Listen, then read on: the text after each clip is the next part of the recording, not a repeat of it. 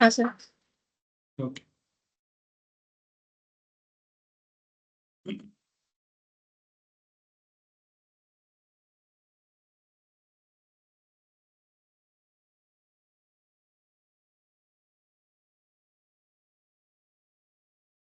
Start हो गया? Recording message मिला है? हाँ सर मिला। हाँ सर। Okay okay. चलो सर, आप सबको गुड आफ्टरनून अगेन। अच्छा, तो बेसिकली इनकम टैक्स में हम लोग बेसिक्स में बात कर रहे थे ना सर? हाँ, बेसिक्स में कल हम लोगों ने बात किया था डिफरेंट पर्सन्स का कैरेक्टर्स के बारे में, थोड़ा जाना था कि किस तरह का पर्सन्स होते हैं, क्या उनका हिसाब किताब है। कुछ कंट्रोवर्शियल पॉइंट्स पे भी बात हुआ था, लाइक एच एक्सेट्रा। आज हम लोग धीरे धीरे कुछ और भी बेसिक पॉइंट्स है उसी में थोड़ा सा मूव ऑन करेंगे और कुछ क्वेश्चंस भी प्रैक्टिस करेंगे। ठीक है, चलो। अच्छा, मैंने आपको रेट चार्ट लिखा था ना? सभी का रेट मोटा मोटी इंडिविजुअल्स का न्यू ओल्ड दोनों ही लिख लिए। Individuals new as well as individuals old, क्योंकि अभी दोनों रेट ही चल रहा है। और इंडिविजुअल्स न्यू ओल्ड एच का न्यू ओल्ड उसका एक ही होगा, उसका एक ही होगा।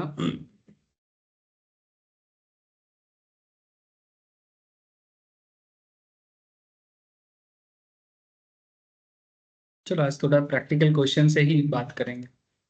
बेसिक क्वेश्चन कराएंगे, ज़्यादा डिफिकल्ट नहीं, सबका सही होना चाहिए। क्या होना चाहिए? सही होना चाहिए।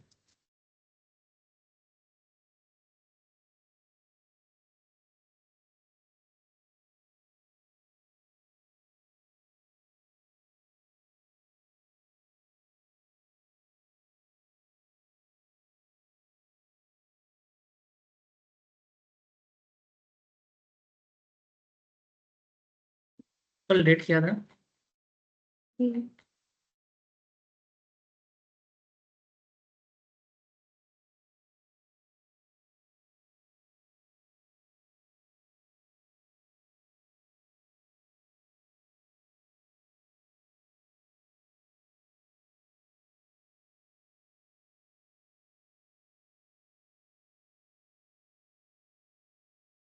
3 तारीख से लगा। 3 तारीख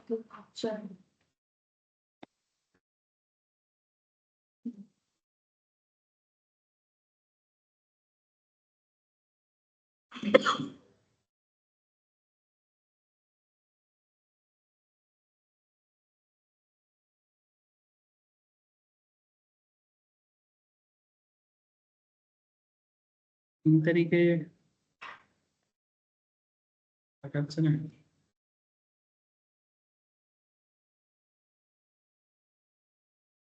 इससे पहले वाला क्लास किस डेट पे हुआ था? 26।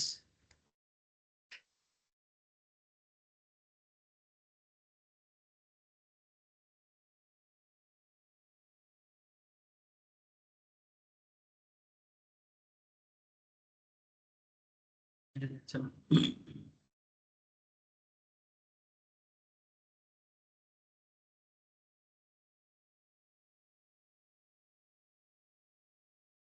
मुझे एकदम कुछ बेसिक बेसिक क्वेश्चन का जवाब दो।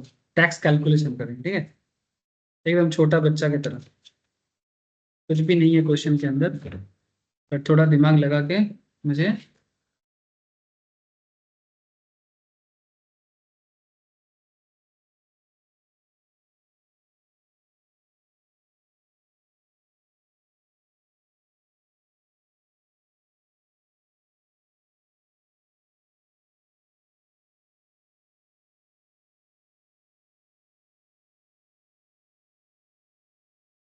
हेलो, हाँ बोलो।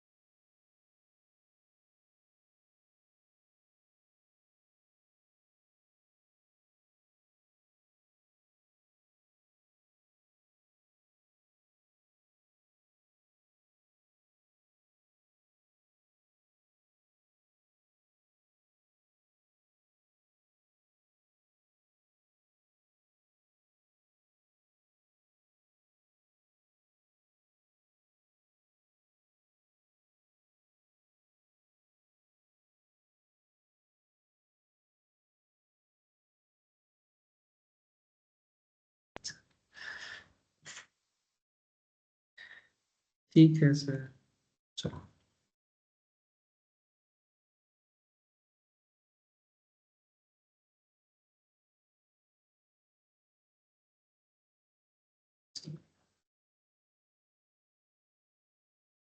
अच्छा देखिए, इनकम टैक्स में हम लोग एक्चुअली बेसिक्स में रेट वगैरह के बारे में बात किए थे। मैं थोड़ा सा आप लोगों को रिकॉल कराता हूँ कि क्या क्या रेट में मोटा मोटी बात हुआ है। सभी चीज़ों में बात हो गया है। अगर कोई चीज़ अगर आप लोगों ने कॉपी में नहीं लिखा तो लिख लो एक बार, मैं जस्ट रिकॉल करा देता हूँ। आप लोगों ने इंडिविजुअल्स के बारे में जाना सर, है ना? इंडिविजुअल्स कौन है? मैंने जो 7-8 तरह का पर्सन होते हैं उसमें इंडिविजुअल पॉपुलर पर्सन में से एक है। हम लोगों का मैक्सिमम क्वेश्चंस इनकम टैक्स में इंडिविजुअल से ही पूछते हैं। ओ, किसी जगह में स्क्रीन शेयर नहीं है, भूलेगा कौन?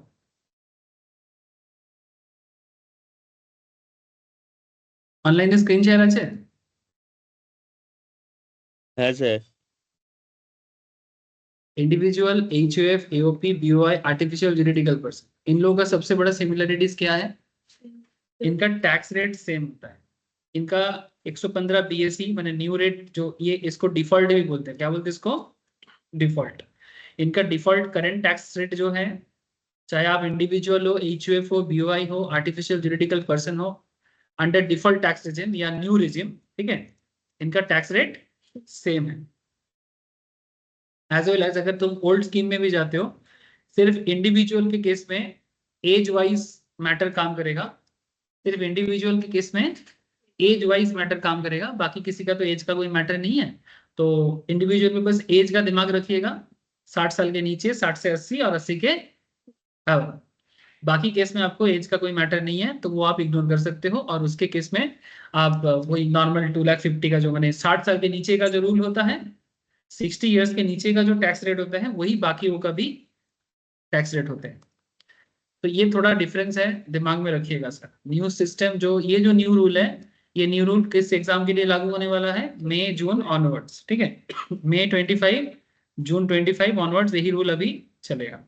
जनवरी या दिसंबर के एग्जाम के लिए ये रूल लागू नहीं होते। अच्छा, इसके साथ साथ मैं आपको इंडिविजुअल्स के बारे में उनका 3 कैटेगरी अलग अलग करके भी बोला था, जो ओल्ड सिस्टम है।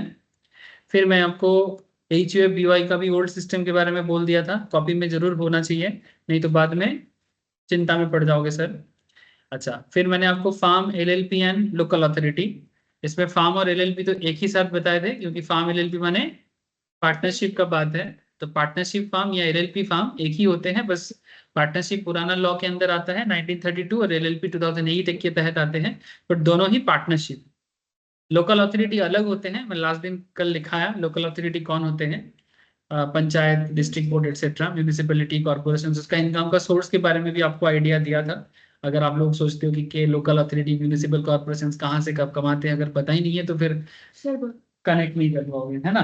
Corporation, panchayat, municipality, district board, ये लोग भी बहुत इनकम है, और ये लोग इनकम का जो भी सोर्स है गवर्नमेंट उनको भी कनेक्ट करना चाहता है। 30% टैक्स रेट है इनका, फ्लैट रेट है, दिमाग में रखिएगा। अच्छा, अगर ये वाला कॉपी में कहीं लिखे नहीं हो तो इनको थोड़ा लिख लो। कोऑपरेटिव सोसाइटी, अगर कॉपी में इनके बारे में शायद नहीं लिखे होंगे, इनको थोड़ा लिख लो सर। शायद नहीं लिखे होंगे आप लोग कोऑपरेटिव सोसाइटी, क्योंकि ये मेन 7% के अंदर नहीं आता है। इनको भी थोड़ा लिख लो, अनदर पर्सन बोल के कोऑपरेटिव सोसाइटी के अंदर लिख लो।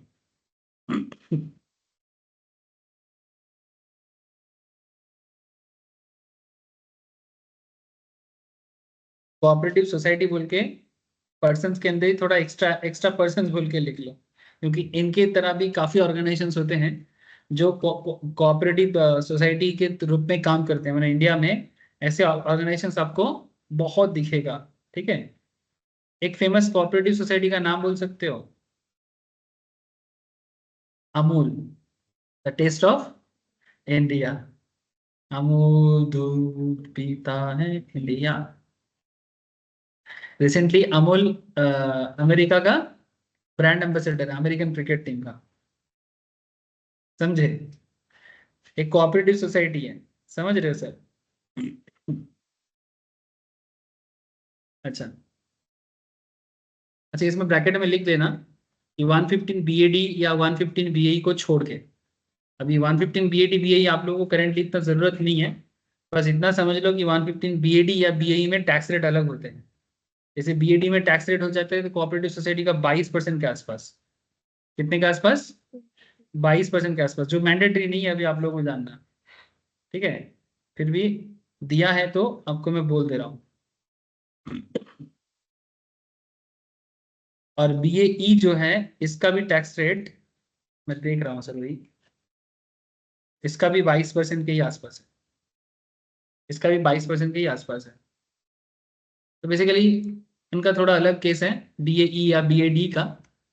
बट नॉर्मली जो भी कोऑपरेटिव कॉन्सेप्ट में आता है, नॉर्मली जो भी कोऑपरेटिव कॉन्सेप्ट में आते हैं, इनका अप टू 10,000 तक टोटल इनकम है तो 10% टैक्स रेट है इनका। 10,000 से 25,000 के तक का अगर इनकम है तो इनका 20% का टैक्स रेट है। और अबव 20,000 का एनुअल इनकम है तो 30% का इनकम।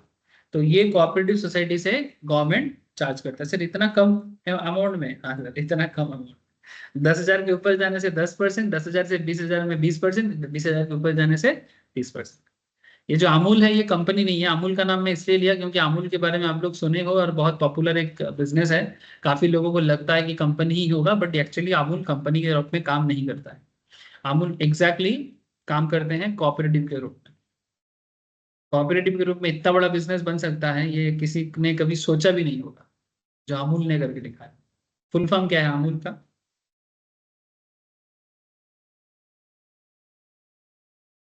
अमूल का फुल फॉर्म जानते हो? गुजरात का एक गांव के नाम पे ही है इसका नाम। जिस गांव में अमूल का फैक्ट्री है उसका नाम है आनंद। क्या नाम है? आनंद, आनंद मिल्क यूनियन लिमिटेड। ठीक है। तो ये जो आनंद गांव है, या अभी सिर्फ आनंद गांव से अमूल का बिजनेस नहीं है, उस एरिया के कम से कम 50-100 गांव हो जाएगा जो पूरा अमूल बिजनेस को चलाता है। तो ये सभी गांव के अंदर जितना भी दूध वाले होते थे, माने जिसके पास गाय होता था, काऊ होता था अपना, ये लोग पहले भी ना, ये बनाया था अमूल किसने बनाया था जानते हो? डॉक्टर क्यूरियन बोल के एक फेमस वेटरनरी सर्जन थे। ठीक है, क्या नाम था उनका? क्यूरियन ऐसा कुछ, तो उसका प्रोनाउंसिएशन उतना नहीं कर पाता, तो समथिंग डॉक्टर क्यूरियन ऐसा कुछ। वेटरनरी सर्जन था, माने जो गाय भैंस का डॉक्टर होते हैं वो था। वो गया था उस एरिया में वेटरनरी सर्जन के रूप में, सरकारी पोस्टिंग। सरकारी पोस्टिंग में जाने के बाद वहां पर जो भी दूध वाले थे, वहां पर दूध का काम बहुत होता था। क्योंकि गुजरात में एक चीज आप लोग जानते हो, इसका पूरा बहुत पुराना कल्चर है, इसीलिए इंसान अपने रूट से जुड़े रहने से इकोनॉमी में भी बहुत तरक्की करते हैं। इसका सबसे बड़ा प्रमाण ये गुजरात का ये अमूल है। मैं आपको सिंपल चीज बताता हूँ, आज भी गुजराती जो ट्रेडिशनल गुजराती होते हैं, देखना जब किसी से मिलते हैं क्या बोलते हैं? जय Shri Krishna. Thank you sir. तो ये जो गुजराती का जय श्री कृष्ण वाला कॉन्सेप्ट है, गुजरात कृष्ण का क्या था जानते हो? गुजरात में कृष्ण क्या करता था? कृष्ण भगवान का जो लाइफ है, ठीक है, उसका लाइफ का अगर तुम एक एक पार्ट देखोगे तो हर पार्ट में एक एक जगह है। मैं ज्यादा इतिहास में नहीं जाऊंगा, सिर्फ गुजरात का बात करता हूँ। गुजरात में द्वारिका बोल के एक जगह है, ठीक है, जो हमारे 4 धामों में से एक धाम भी बोला जाता है। तो वो एक धाम द्वारिका है जहाँ पर बहुत सुंदर टेम्पल है समुद्र के किनारे। तो वो द्वारिका जो ओरिजिनल सिटी था वो समुद्र के नीचे चला गया, ये नासा ने भी प्रूव किया। तो ये द्वारिका देश का राजा था कृष्ण। ठीक है, कृष्णा का एडमिनिस्ट्रेशन था द्वारिका। और कहा जाता है हिस्टोरिकली कि द्वारिका प्रोबेबली, प्रोबेबली नहीं मैंने उससे पुराना हिस्ट्री और कुछ मिला नहीं है, क्योंकि 10,000 ईयर्स एगो में भी या 5,000 ईयर्स एगो में भी, कि द्वारिका वर्ल्ड का पहला डेमोक्रेटिक कंट्री था। माने वर्ल्ड में किसी जगह में अगर डेमोक्रेसी पहले मिला है तो वो द्वारिका ही था। ठीक है। अब द्वारिका का जो जो भी है वो तो मिट्टी के पानी के नीचे मिला है। तो वहां पर डेमोक्रेसी था, ये पता चलता है कृष्ण भगवान का जो गीता या महाभारत में जब वो शासन के बारे में लिखते हैं ना, कि कैसे शासन चलता था, राजा कैसे चुना जाता है, तो उसी से पता चलता है कि वो डेमोक्रेसी ही था। जो भी हो, तो ये गुजराती लोगों का जय श्री कृष्ण के पीछे सबसे बड़ा कारण है कि कृष्ण भगवान का जन्म तो हुआ था ब्राह्मण के फैमिली में या क्षत्रिय के फैमिली में, लेकिन उसका जो पालन करने वाला था वो थे ग्वाला। ग्वाला माने दूध वाले। ये जो गाना होता है देखना, भजन वगैरह होता है, यशोदा की नंद लाला ऐसा करके गाना होता है। ठीक है, यशोदा मैया या नंदलाल। ठीक है, ये नंदलाल जो है कृष्ण का माने बेसिकली गोद लिया हुआ पापा था, जिसके घर में वो पला बड़ा था वृंदावन में। तो ये ग्वाला थे। ठीक है। और इसलिए कृष्ण भगवान का जब भी तुम कहीं फोटो देखोगे, वो देखोगे कि वो मक्खन खा रहा है, ऐसा ही फोटो देखने को मिलता है। तो ये दूध और मक्खन के साथ कृष्ण का कनेक्शन बहुत ओल्ड। तो गुजरात में दूध को लेके इतना ज्यादा काम करने वाला कॉन्सेप्ट इसीलिए इतना पॉपुलर हुआ, क्योंकि वो तो हिस्टोरिकल कनेक्शन है कि वहां का लोग गाय भैंस का काम करेगा, लोग दूध पिएगा, और दूध को लेके एक अलग ही कॉन्सेप्ट है। तो जब इंडिया में दूध के लिए व्हाइट रिवॉल्यूशन हुआ था, तो ये अमूल ही है और ये गुजरात ही है जो पूरा भारत को दूध पिलाना सिखाया। इतना बड़ा पॉपुलेशन को दूध पिलाना कोई मामूली बात नहीं है, समझ रहे हो। तो वो जो क्यूरियन जब वहां पर गया था, तो वहां पर जाके वो देख रहा है कि ये बहुत इंटरेस्टिंग कहानी है। वो जाके देख रहा है कि लोकल जो जमींदार लोग होते थे, वो लोग क्या करता था, लोकल गांव वाले से दूध कलेक्ट करता था और फिर उसको शहर में प्रोसेसिंग सेंटर में भेज के शहर में दूध को बेचता था। क्योंकि ये जो मुंबई या फिर गुजरात का भी जो बड़ा शहर है वहां पर, तो वहां पर काफी महंगा दाम पे दूध बेचता है। और गांव में दूध का दाम ही क्या है, तो गांव वाला क्या करता था, अपने बच्चे लोगों के लिए रख के बाकी दूध तो बेच देता था। इसमें उनका इकोनॉमी भी बन जाता था। लेकिन क्यूरियन जाके गांव वाले को बोला, और इतना दूध गांव वाला बेचता है लेकिन कोई रिच नहीं हो पाता। तो दूध क्यूरियन जाके बोलते कि आप लोग इतना दूध बेचते हो जब गांव के जमींदारों को या महाजन को, लेकिन ये लोग तो आपको पैसा ही नहीं देता, उल्टा आप लोग गरीब बन के रहेंगे। तो बोलता है कि आप आके हम लोगों का सिस्टम को भड़का रहे हो। एक्चुअली महाजन जो है वो क्यूरियन को जान लेने के लिए पड़ गया था। जितना भी बड़े बड़े जमींदार महाजन थे कि ये क्यूरियन को भगाओ रहे, ये लोगों को एडुकेटेड कर रहा है। तो फिर उसमें से एक महिला थे, वो महिला क्यूरियन के बात को मानने लगा। उसके पास दो गाय था, वो सबसे गरीब में से था। लेकिन वो महिला, उसका हस्बैंड मर गया था ऐसा कुछ था। तो उसकी फैमिली को वो काफी सपोर्ट करता था क्यूरियन, और वो उसको बात भी सुनता था कि ये डॉक्टर साहब अच्छे हैं, हमारा अच्छा चाहता है। तो उनके सपोर्ट में धीरे धीरे धीरे धीरे, अब एक्चुअली डॉक्टर ने बताया कि दूध का दाम कैसे डिसाइड करना है, ये केजी से डिसाइड नहीं होगा। दूध का दाम डिसाइड होगा चिकनाई से। What is the meaning of चिकनाई? दूध क्वालिटी कितना अच्छा है, किसका दूध में कितना वो मक्खन मलाई मलाई आता है, ठीक है। तो ये मलाई के ऊपर बेस करके दूध का दाम, क्योंकि जितना मलाई दूध का उतना मल्टीपल यूज।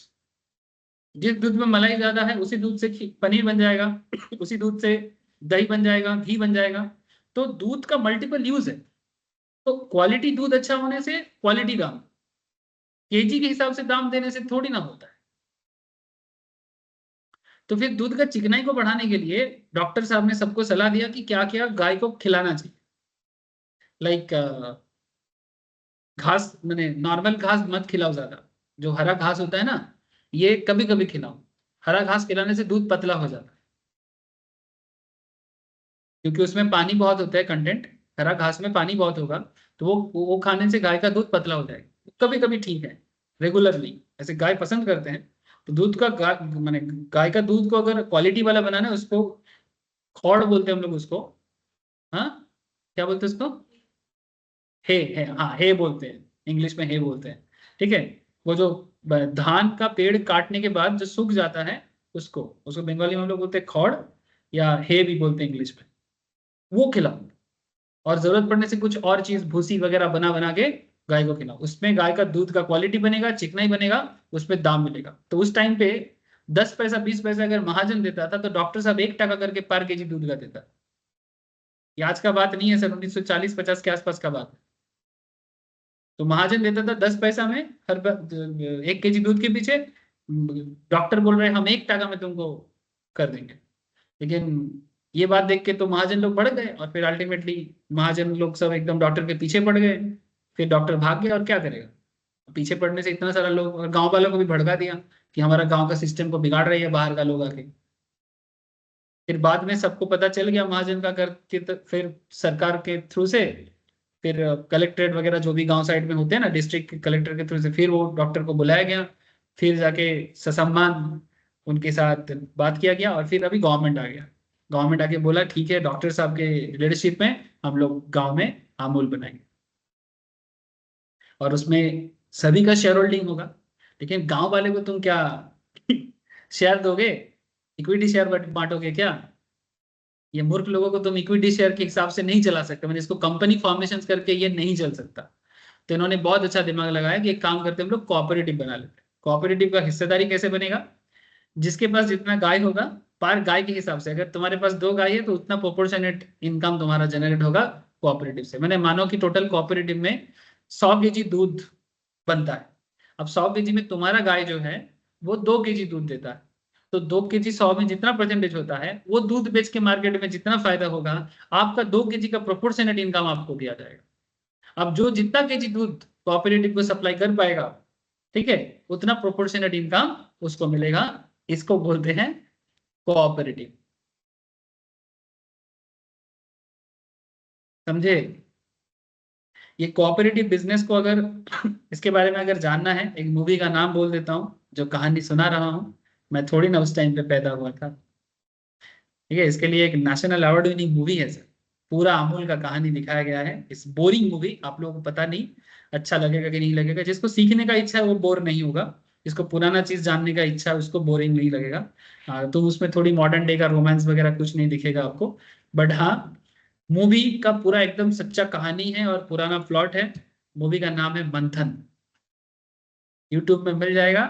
4 घंटे का मूवी है, बैठ के देख सको तो देख लो।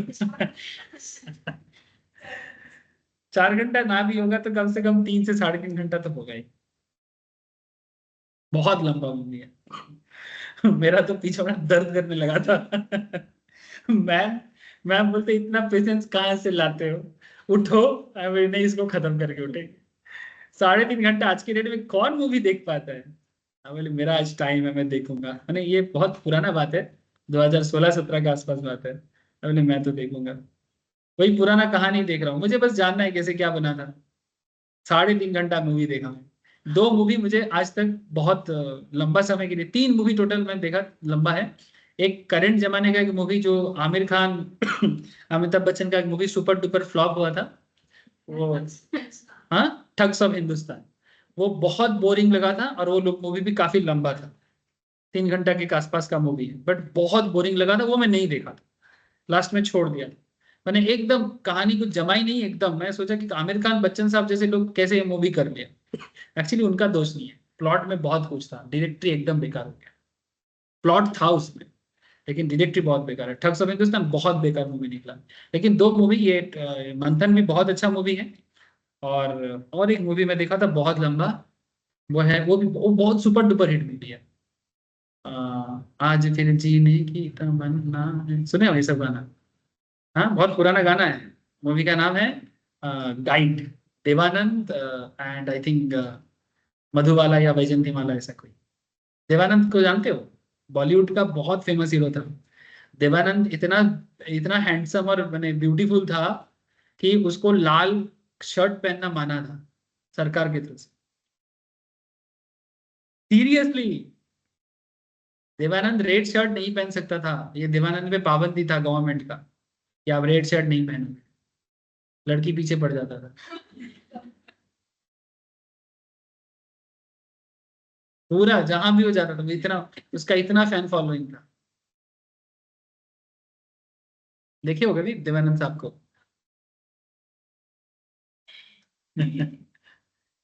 ये सब आजकल का शाहरुख खान हीरो कुछ नहीं है, इतना सुंदर था वो।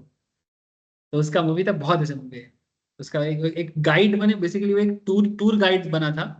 राजस्थान के ही एक प्लॉट में था, टूर गाइड बना था। तो वो टूर गाइड का पूरा उस मूवी में एक इंसान का लाइफ के स्टार्टिंग से लेके एंड तक का, एक नॉर्मल इंसान का लाइफ पूरा दिखाया गया है।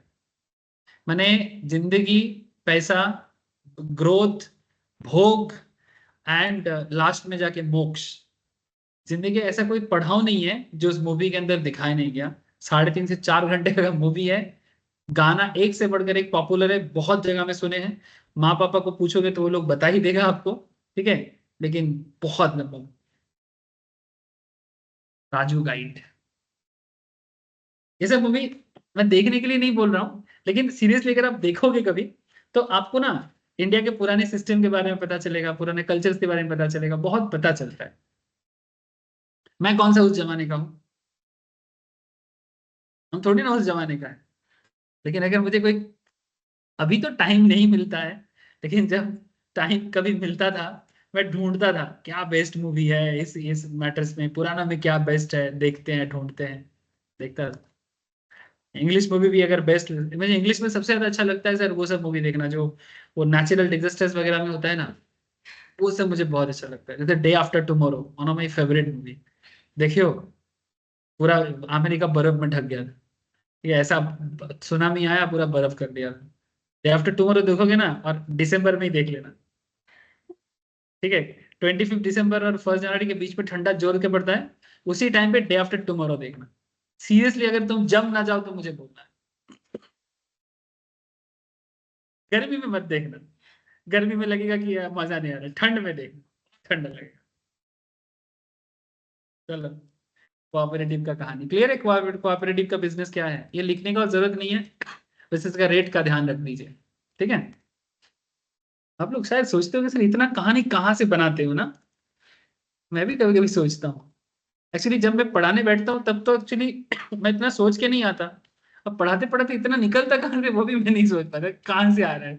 जब मैं बाद में रिकॉर्डिंग सुनता हूँ खुद ही बोर हो जाता है, क्यों इतना फालतू में कहानी पका हूँ,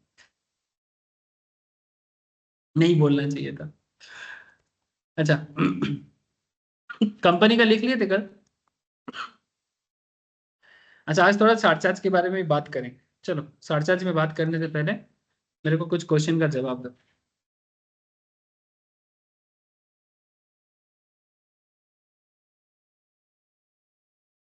सिंपल क्वेश्चन है, देखते हैं।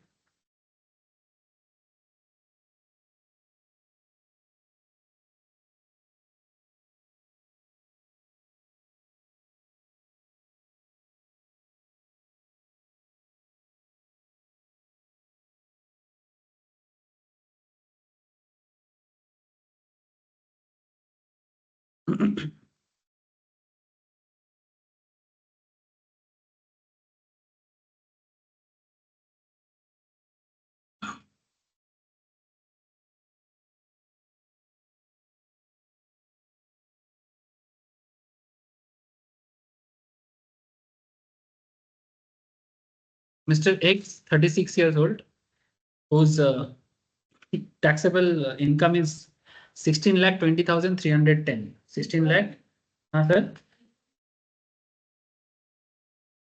वही मैं बोल रहा हूँ sir. Calculate tax liability new and old, या फिर इसको ऐसे बोलो, न्यू मने डिफॉल्ट, एग्जाम में ऐसा रहेगा। न्यू मने बोलेगा डिफॉल्ट, ओल्ड मने बोलेगा नॉर्मल प्रोविजन। क्या बोलेगा? Normal provision. न्यू ओल्ड बोल के नहीं बोलेगा एग्जाम में, हाँ। एग्जाम में नॉर्मली ऐसे बोलते हैं, normal provisions and default provisions. क्या लिखा है इधर? हाँ नॉर्मल बोला है, नॉर्मल बोला है। तो आपको नॉर्मल एंड न्यू दोनों में, सॉरी हाँ, नॉर्मल एंड न्यू दोनों में कैलकुलेट करके बताना है। चलो आंसर करो। कर,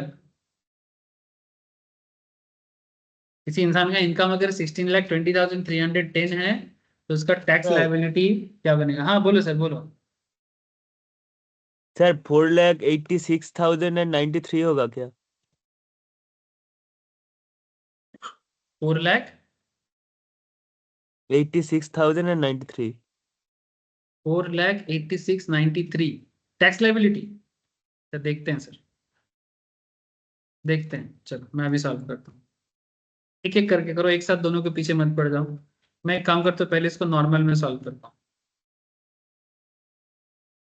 सिंपल तरीका अपनाना sir. Up to 2,50,000 at the rate of nil, greater than 2,50,000 to 5 lakh at the rate 5%। अच्छा ब्रैकेट में लिख दीजिएगा एज बिलो 60, है ना सर?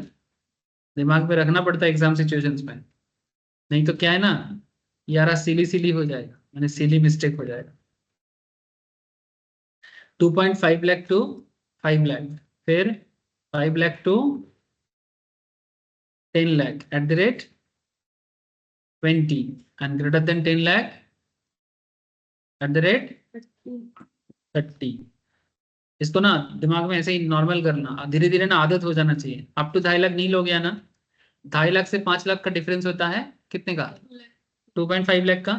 तो 2.5 लाख का 5% होता है 12,500। ये सब धीरे धीरे ना कैलकुलेट भी चलाने का जरूरत नहीं है, वैसे ही दिमाग में आ जाना चाहिए, आदत बन जाता है। 5 to 10 लाख कितना होता है सर? 5 लाख का डिफरेंस है, 5 लाख के डिफरेंस में 20%, तो कितना बनेगा? समझ में आ रहा है ना मैं किस पे मार रहा हूँ टैक्स?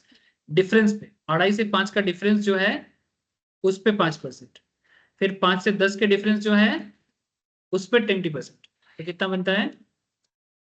1 लाख। फिर 10 लाख के अबव, अब 10 लाख अबव मैंने 10 लाख टू 16 लाख ऐसा करके। अच्छा मैं यहाँ पर थोड़ा लिखना चाहिए था मुझे।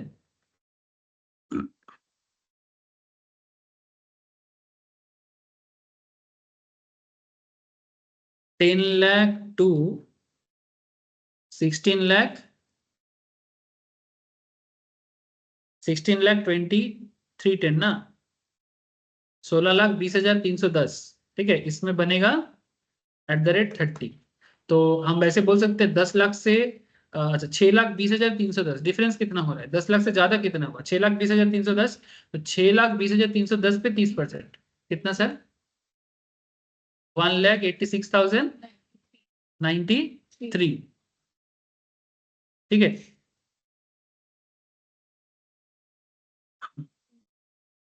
इन तीनों को टोटल करके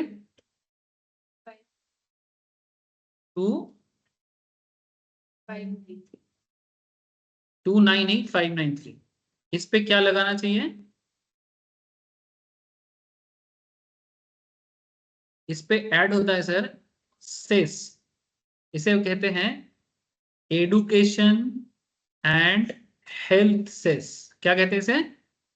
एडुकेशन एंड हेल्थ सेस @4%। तो 2,98,593 पे 4% लगाइए,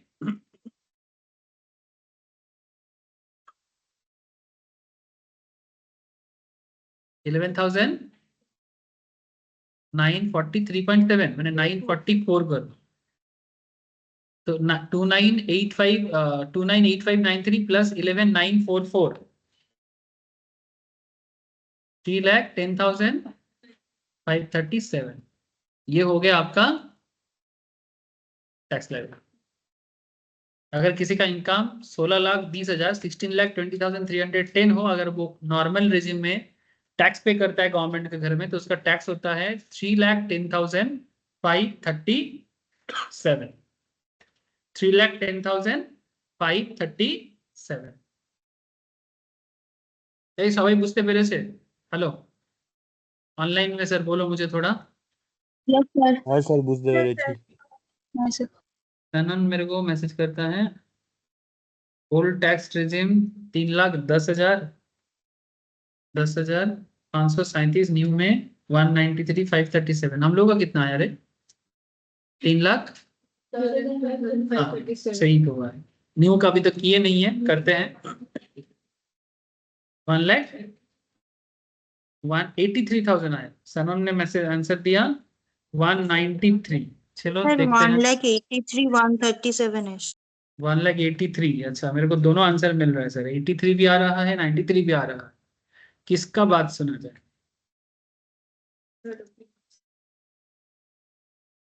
टैक्स रेट क्या है? अप टू 3 लाख नील 3 से 7 5%। मई जून का हिसाब बता रहा हूँ सर, दिसंबर जनवरी का हिसाब से नहीं। अप टू 3 लाख नील 3 से 7 5, 7 से 10 10, और 10 से 12 15, और 12 से 15 20, और अब 15, मतलब सारा स्लैब ही आ जाएगा। ठीक है, चलो करने के लिए सिंपल तरीका अपनाओ। न्यू रेजिम, न्यू रेजिम में एज मैटर करता है सर?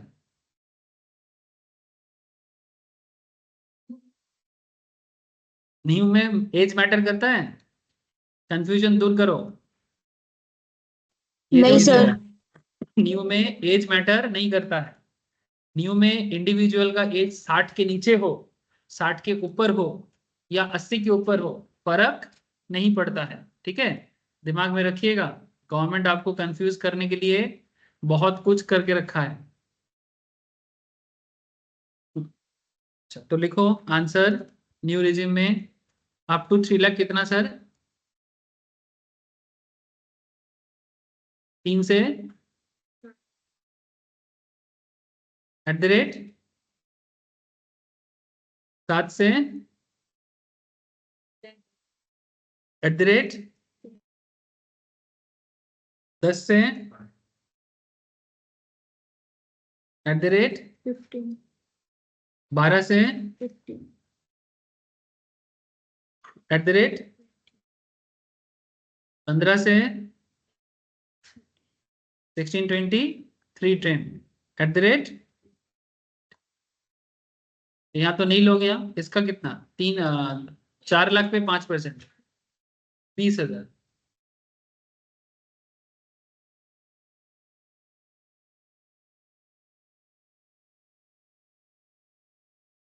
चार लाख पे 5% 20,000, 7 से 10 मैंने 3 लाख पे 10% 30,000, 10 लाख पे 2 लाख पे 15% 30, 3 लाख पे 20% 60,000 और 15 लाख से एक्स्ट्रा मैंने 1,62,310 पे 30% कितना 36,093 टोटल करके 1,76,093 ये हो जाएगा gross tax liability. This is gross और इस पे लगाया जाएगा 4% edu and health cess 7,044 total करके 183137 183,31 183137 तीन एक बार एक 3137 3137 this is your net tax liability. Sir कितना डिफरेंस आ गया देखो, ओल्ड में टैक्स देना है 3,10,537 का और न्यू में टैक्स देना है 1,83,137 का, 2 लाख के आसपास का कुछ डिफरेंस आ रहा है, तो किस में दोगे? लेकिन किंतु परंतु बंधु रियल लाइफ में very good sir, real life में आपको कुछ सुविधा मिलता है ओल्ड में रहने से। अगर वो सब फैसिलिटीज आपके पास है तभी ओल्ड में जाओ, अगर नहीं है तो मत जाओ। जैसे कि अगर आपका LIC में इंश्योरेंस प्रीमियम चलता है, उसमें आप 1.5 लाख तक का बेनिफिट ले सकते हो टैक्स लायबिलिटी में, ठीक है। अगर आपका कोई मेडिकल इंश्योरेंस चल रहा है, अगर आपका कोई पॉलिटिकल पार्टी को डोनेशन का मैटर है, अगर आपका कोई डिपेंडेंट डिसेबल्ड है जिसके पीछे आप खर्चा करते हो, आपका कोई एजुकेशनल लोन है, आपका कोई हाउसिंग लोन है, मैंने इस तरह का 80C से 80U का अगर बेनिफिट, ये यहाँ पर लिखने का जरूरत अभी नहीं है, बाद में धीरे धीरे पता चलेगा। इफ 80C से 80U का बेनिफिट लेना है अगर आपका है तो जबरदस्ती कहाँ से लाएंगे? मेरा इंश्योरेंस नहीं चलता है, प्रीमियम नहीं भरता, तो मैं कहाँ से लाऊंगा? मेरा कोई मेडिक्लेम नहीं है तो मेडिकल इंश्योरेंस नहीं भरता हूँ, ना तो मेरे लिए करता हूँ, ना तो बीबी के लिए करता हूँ, ना तो माँ बाबा के लिए करता हूँ। मेरा कोई डिपेंडेंट डिसेबल्ड नहीं है, मेरे ऊपर कोई डिपेंडेंट डिसेबल्ड नहीं है, मेरा कोई एजुकेशनल लोन नहीं है, मेरा कोई हाउसिंग लोन नहीं है, अगर कुछ भी मेरा ऐसा नहीं है तो मैं क्या करूंगा? तो न्यू में शिफ्ट हो जाएंगे, समझे सर। लेकिन अगर मेरा ये सब 80C से 80U का झमेला है तो ये ओल्ड में रहना ही सही होता है, बेनिफिट मिल जाएगा, समझे। हाउसिंग लोन में अगर किसी का लेट आउट प्रॉपर्टी का मैटर है तो जितना इंटरेस्ट भरता है उतना इंटरेस्ट डिडक्शन मिलता है। बहुत सारा ऐसे लिमिट है, हम लोग डिडक्शन के चैप्टर में डिटेल्स में चर्चा करेंगे और चैप्टर वाइज भी चर्चा करेंगे। हाउस प्रॉपर्टी जब पढ़ेंगे, हाउस प्रॉपर्टी का अपना डिडक्शन होता है, chapter deduction as well as एक ओवरऑल डिडक्शन होते हैं जो ग्रॉस टोटल इनकम के बाद आता है। ये मैं बेसिक्स में भी रिसेंटली कुछ दिन पहले भी आपको जब बेसिक समझा रहा था इंट्रोडक्टरी लेवल में तब भी बोल रहा था, पहला 1-2 क्लास में थोड़ा स्टेप वाइज नहीं बात कर रहे थे, उसमें भी बोला था। तो नॉर्मली भले ही अब कोई नॉर्मली क्या ना, क्योंकि इस क्वेश्चन के अंदर मैंने ऐसा कोई मैंने प्रोविजंस या एडजस्टमेंट नहीं दिया तो आपको लग सकता है तब तो फिर सबको नया में ही जाना चाहिए, लेकिन नहीं सर, गलत फहमी में ना रहे, ओल्ड में जाने का भी फायदा रहता है। ठीक है, तो न्यू में कौन आता है normally? Young people, very good sir. Young generation के लोग ज्यादा इसमें आते हैं, जिसका नॉर्मली एज 25-26 से अगर वो इनकम करना स्टार्ट कर रहा है, फ्रॉम 25-26 से लेके 40-45 के लोग नॉर्मली इसमें ज्यादा रहते हैं। उसमें भी 35 के बाद से मैक्सिमम लोग ये सब सिस्टम से बाहर हो जाएगा, क्योंकि 35 के बाद से वो काफी मैच्योर हो जाते हैं, उनका फैमिली बड़ा हो जाता है, उनका रेस्पॉन्सिबिलिटीज बढ़ने लगता है। 25-26-28-30-32-33 ये सब लेवल में क्या है ना, किसी का इतना रेस्पॉन्सिबिलिटीज उठाने का जरूरत नहीं पड़ता है। शादी भी करता है, जब तक बच्चा नहीं लेता तब तक उतना भी प्रेशर नहीं है, माँ बाप भी तब उतना बुढ़े नहीं होते हैं। ठीक है, एकदम रियल लाइफ प्रॉब्लम है, सामाजिक इशू से ही सब चीज कनेक्टेड है। माँ बाप बूढ़ा हो जाएगा तो माँ बाप के पीछे खर्चा बढ़ेगा। ठीक है, शादी करेगा, बच्चा बढ़ेगा, बच्चे का उम्र बढ़ेगा, उनके पीछे खर्चा बढ़ेगा। ठीक है, और अगर और भी इनकम है और फैमिली में डिपेंडेंट भी बहुत सारे हैं तब भी और झमेला बढ़ता है। तो जितना रिस्पॉन्सिबिलिटीज उतना बेनिफिट, लेकिन अगर रिस्पॉन्सिबिलिटीज का बेनिफिट लेना है तो ओल्ड में जाओ, और अगर ऐसा कोई रिस्पॉन्सिबिलिटीज का मैटर नहीं है तो आंख बंद करके न्यू में रह जाओ। ये सब कब काम आएगा? अभी तो एग्जाम में आपको इतना नहीं बोलना पड़ता है, लेकिन जब आप लोग कंसल्टेंट बनोगे तो आपका क्लाइंट को कैसे गाइड करना है इसी पे डिपेंड करता है। समझे सर? मार्केट में आपको बहुत कंसल्टेंट मिलेगा, ना कुछ अता ना कुछ पता, रिटर्न फाइल का काम करते हैं। ठीक है, चले जाते हो, रिटर्न फाइल कर देते हैं, फालतू में टैक्स दे के आ जाते हो भर भर के, क्योंकि दोनों ही चलेगा, ये भी चलेगा वो भी चलेगा। अब वो अगर आपको प्रॉपरली गाइड नहीं किया तो एक्स्ट्रा चला जाएगा। कितना एक्स्ट्रा देख पा रहे हो ना? समझ में आ रहा है ना? इसलिए टैक्स कंसल्टेंट बनने के लिए सही नॉलेज भी तो होना चाहिए, और क्लाइंट का भी तो अलग अलग रूप होते हैं, सब क्लाइंट तो सेम नहीं होते। एक और क्वेश्चन का,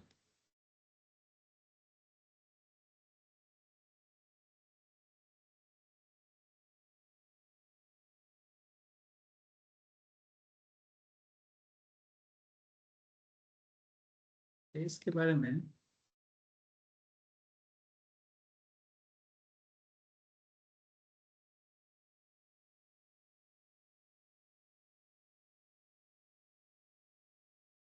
4 ही रखा है, कभी कभी चेंज करता है, कभी 3 था, कभी 2 था शेष, कभी भी 4 ही रखा है, तो 4 ही रखेंगे। एक बार अपडेट देख लिया सर, 4 को कभी 5 कर देगा तो फिर दिक्कत है।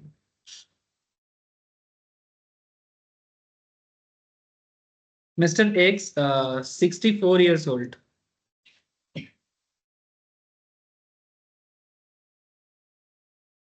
whose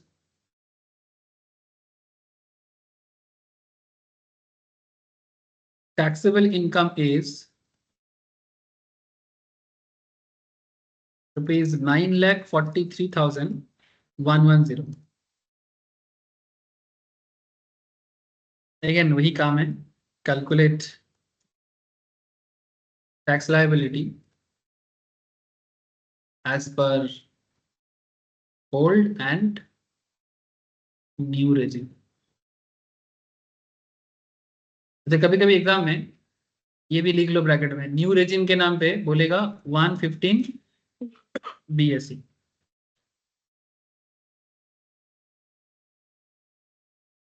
115 BSE, जब आपको 115 BSE बोलेगा तो इसका मतलब भी आप समझ लेना कि आपको न्यू में बोल रहा है। और अगर आपको बोलते हैं कि shift out from default tax regime, तब तुमको ओल्ड में जाना है। ठीक है, इस तरह का वर्ड यूज करते हैं, शिफ्ट आउट फ्रॉम डिफॉल्ट माने, या शिफ्ट आउट फ्रॉम 115 BSE माने ओल्ड या नॉर्मल में जाना है। ये सब लैंग्वेज को कनेक्ट कर लीजिएगा, एक ही चीज का अलग अलग नाम यूज करते हैं प्रैक्टिसिंग वर्ल्ड में, तो you have to know these things. चलो बताओ, पहले हम ओल्ड ही कर लेते हैं सर, हम ओल्ड इंसान है तो इसलिए पहले ओल्ड करते हैं। अप टू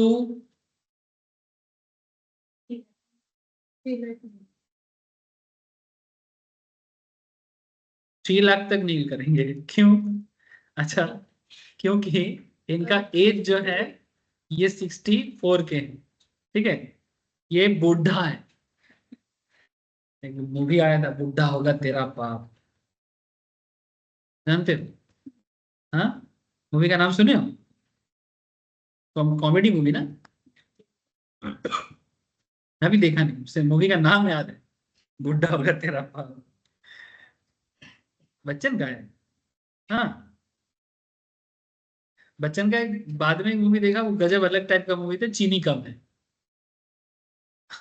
तब्बू के साथ किया था, चीनी कम है, ओल्ड एज रोमांस।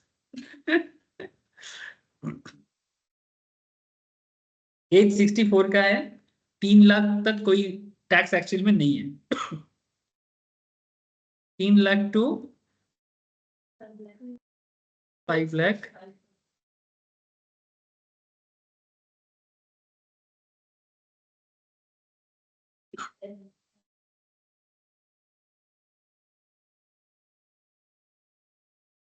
ओ सॉरी सॉरी, 10 लाख तक जाने का जरूरत नहीं है ना, क्योंकि उसका तो लिमिट ही खत्म हो रहा है, 943,110।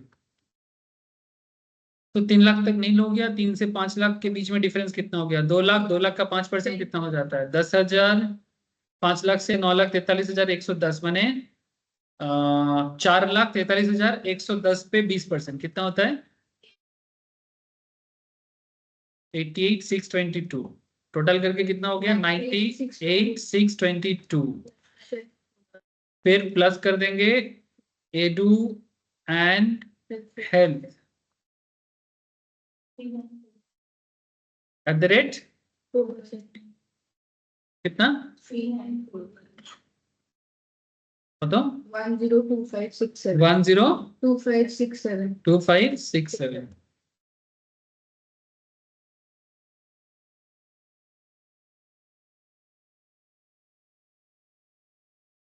ठीक, मेरा गड़बड़ हो गया क्या? नहीं ठीक है, नहीं नहीं ठीक है।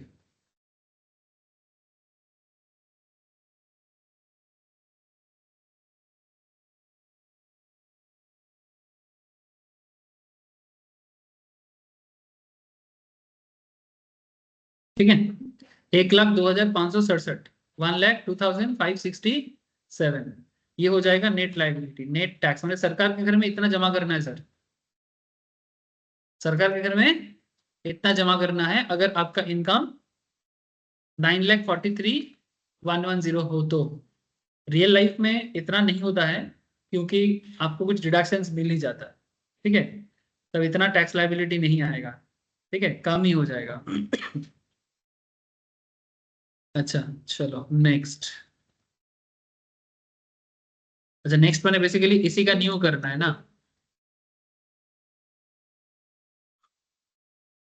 तो as per 115 BSc up to 3 lakh, इधर भी नील है, 3 lakh to 7 lakh @5, 7 lakh to 7 to 10 ना, ओ जाने का जरूरत ही नहीं है, हम फ्लिकर में जा रहे हैं। 7 से 9,43,110, तो इधर तो हो गया 4 लाख पे 5% बने, और 4 लाख नहीं सॉरी 2,43,110 उस पे 10% कितना होता है? 24,311, टोटल करके 44,311 प्लस 4% एडू एंड हेल्थ, कितना?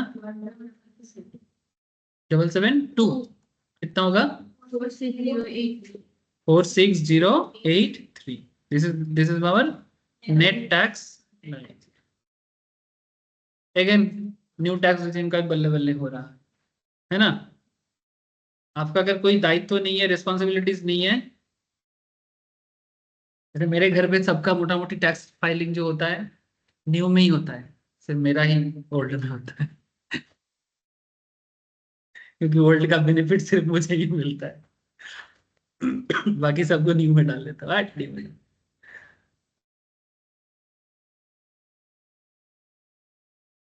अच्छा ঠিক এই সবাই বুঝতে পারছে তো? हेलो ऑनलाइन में बोलो मुझे थोड़ा। हाँ सर। हाँ sir. These are the very basic things but यही चीज बार बार आगे भी आपको करना पड़ेगा। Mrs X age 84 years, taxable income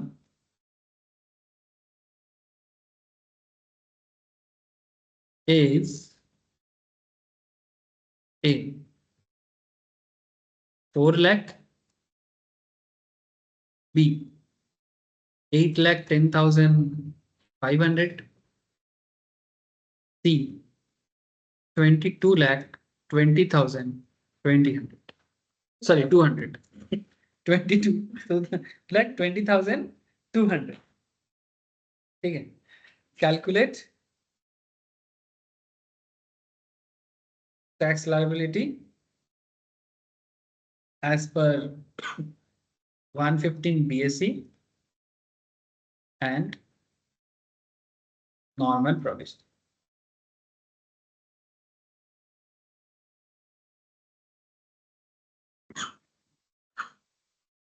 बोलो तो হবে 5 লাখের কম, তো 5 লাখ অবধি নেই স্যার, তার থেকে কম আছে 4 লাখ আছে। নিউ তো হবে না। হ্যাঁ নিতে হবে, হ্যাঁ নিতে হবে বললে কাছে বলছি। चलो तो अगर हम लोग नॉर्मल प्रोविजन यूज करेंगे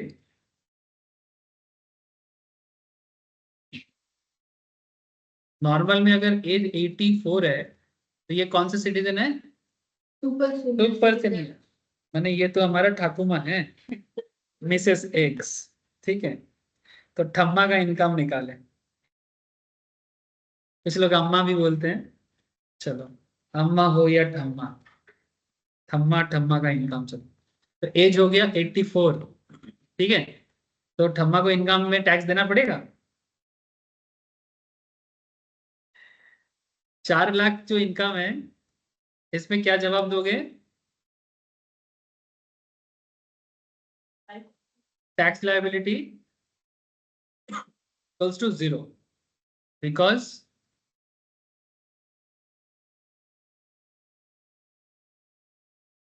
can't reach basic limit।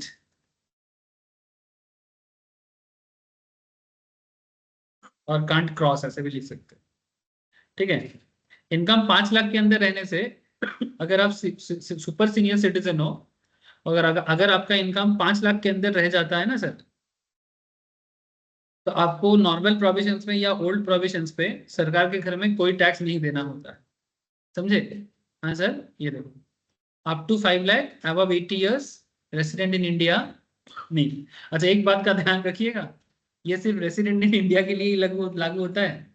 अगर किसी क्वेश्चन में आपको नॉन रेसिडेंट दिख जाए और अगर उसका इनकम 5 लाख के नीचे है या 5 लाख के अंदर है तो टैक्स लगेगा। कौन सा रेट पे लगेगा? बिलो 60 का जो रेट है वही लग जाएगा।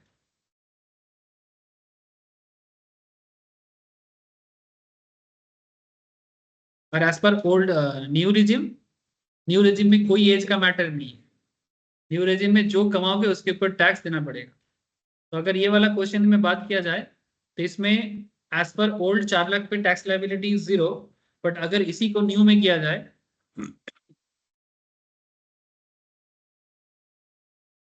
न्यू माने 115 बीएसई में किया जाए तो फिर इसका टैक्स लायबिलिटी बन जाएगा up to 3 lakh nil 0 and greater than 3 lakh to 4 lakh at the rate of कितना परसेंटेज रहे? 3 to 7 5% ना, 5%। तो कितना बन जाएगा? 1 लाख का 5% बने 5,000। Plus 4% edu and health. ये तो हर जगह में कॉमन है, कबाब में हड्डी ऑलवेज रहेगी। 5,000 का 4% कितना? 200। 5,200 हो जाएगा टैक्स लायबिलिटी न्यू में। मैंने अम्मा को 5,200 टका टैक्स देना पड़ेगा अगर ठाकुमा 5,200 मैंने न्यू रिजिम में आते हैं तो ठाकुमा को क्या बोलोगे? ओल्ड में रह जाओ ठाकुमा, ठीक है?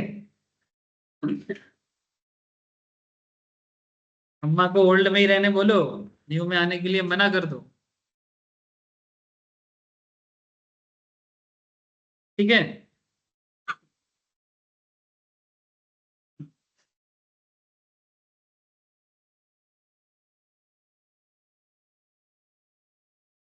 क्वेश्चन बी, 8,10,500 500 था। अगर इसको ओल्ड में करते हो अप टू 5 लाख तक नील, ग्रेटर देन 5 लाख टू 8,10,500, क्योंकि 10 लाख की नेक्स्ट लिमिट है। Eight the rate 20%। Thank you sir.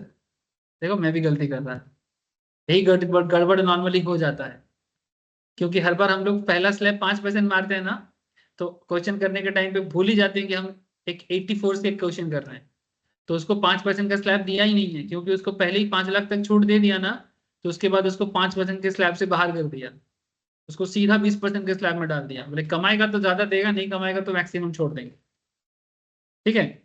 तो 5 लाख से 8,10,500 पे 20%, माने 3,10,500 पे 20%, कितना? 62100। हाँ, डबल ओ 62,100। फिर इस पे सेफ भी लगाना पड़ेगा, क्योंकि कबाब में हड्डी ऑलवेज रहेगा। एडू एंड हेल्प सेस कितना होता है? 2484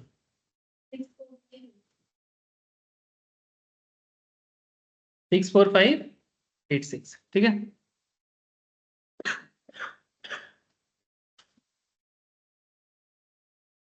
ओके, नेक्स्ट 64586। अच्छा, इसका न्यू भी कर लो। न्यू माने 115 बीएससी, 115 बीएससी अप टू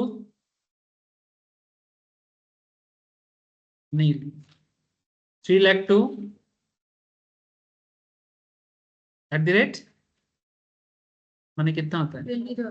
20,000।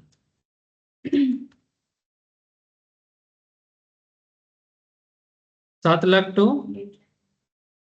8,10,500 ना, एट द रेट कितना? 10। पता लो 1105 31,050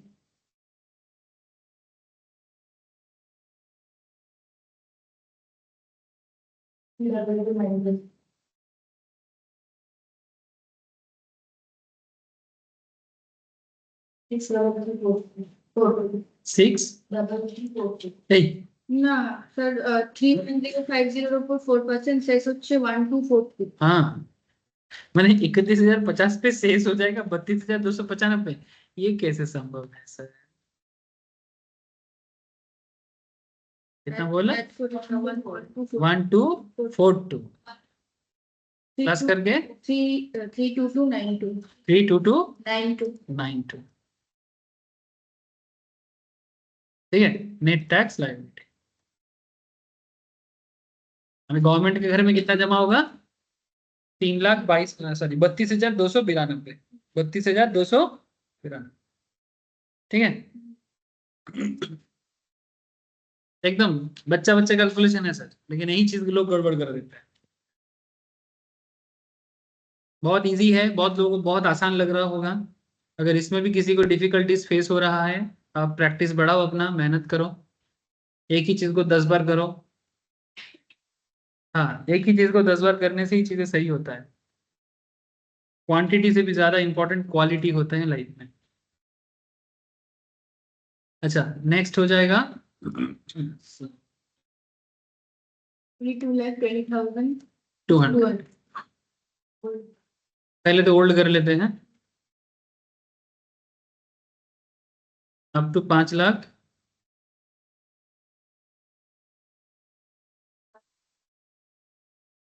5 लाख टू, एक कॉल लेना पड़ेगा, करो आप लोग।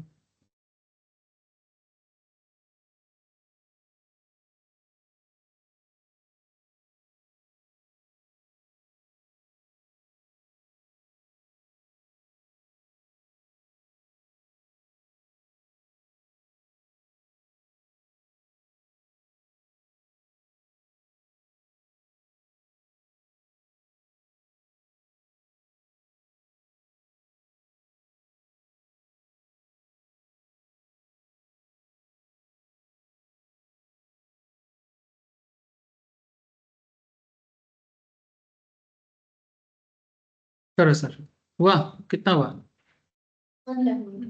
5 टू 10 लाख 20%, सीधा 1 लाख पे। ओके, फिर 10 lakh to 10 lakh to,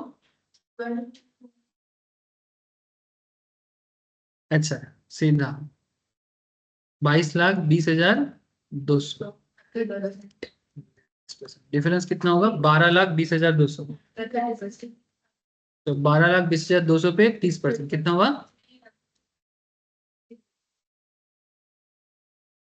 total करके 4,66,060 प्लस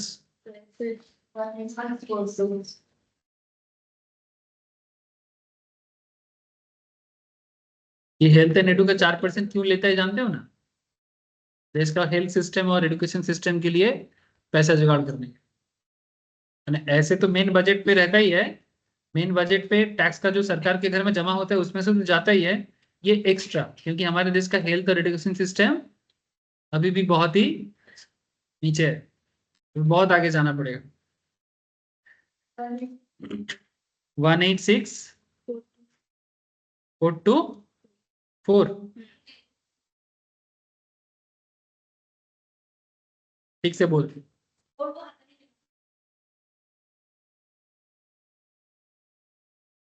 2.4242 कितना होगा?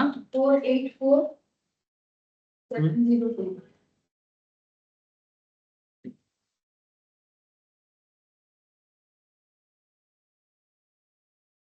फिर तुम सबको क्लियर हुआ? ऑनलाइन में बोलो मुझे एक बार, एक हर्ट्स हो रहा है ना? बोल कुछ नहीं रहा है। हाँ ओके, सर। यस चलो, sir. Thank you sir. Next, अच्छा इसका न्यू नहीं हुआ ना? न्यू में एज मैटर नहीं करता। अप टू 3 लाख ना, at the rate new, greater than 3 lakh to 7 lakh at the rate 5%। 3 4, अच्छा हाँ 4 लाख का 5%। हाँ ये हाँ, फिर 7 से 10। कैलकुलेशन बहुत आसान है ना? Greater than 10 to 12 lakh at the rate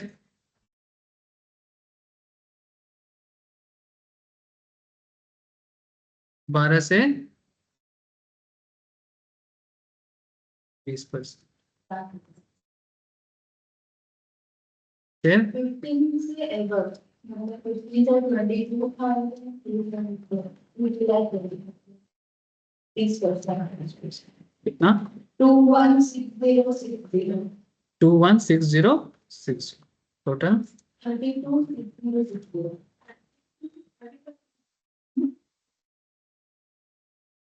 ठीक से बोलो।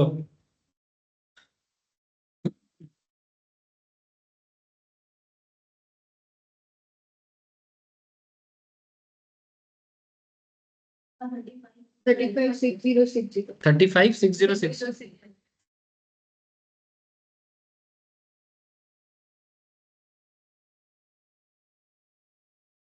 606 3,56,060 सही ना, प्लस 4% एडू एंड 14242 1242 14242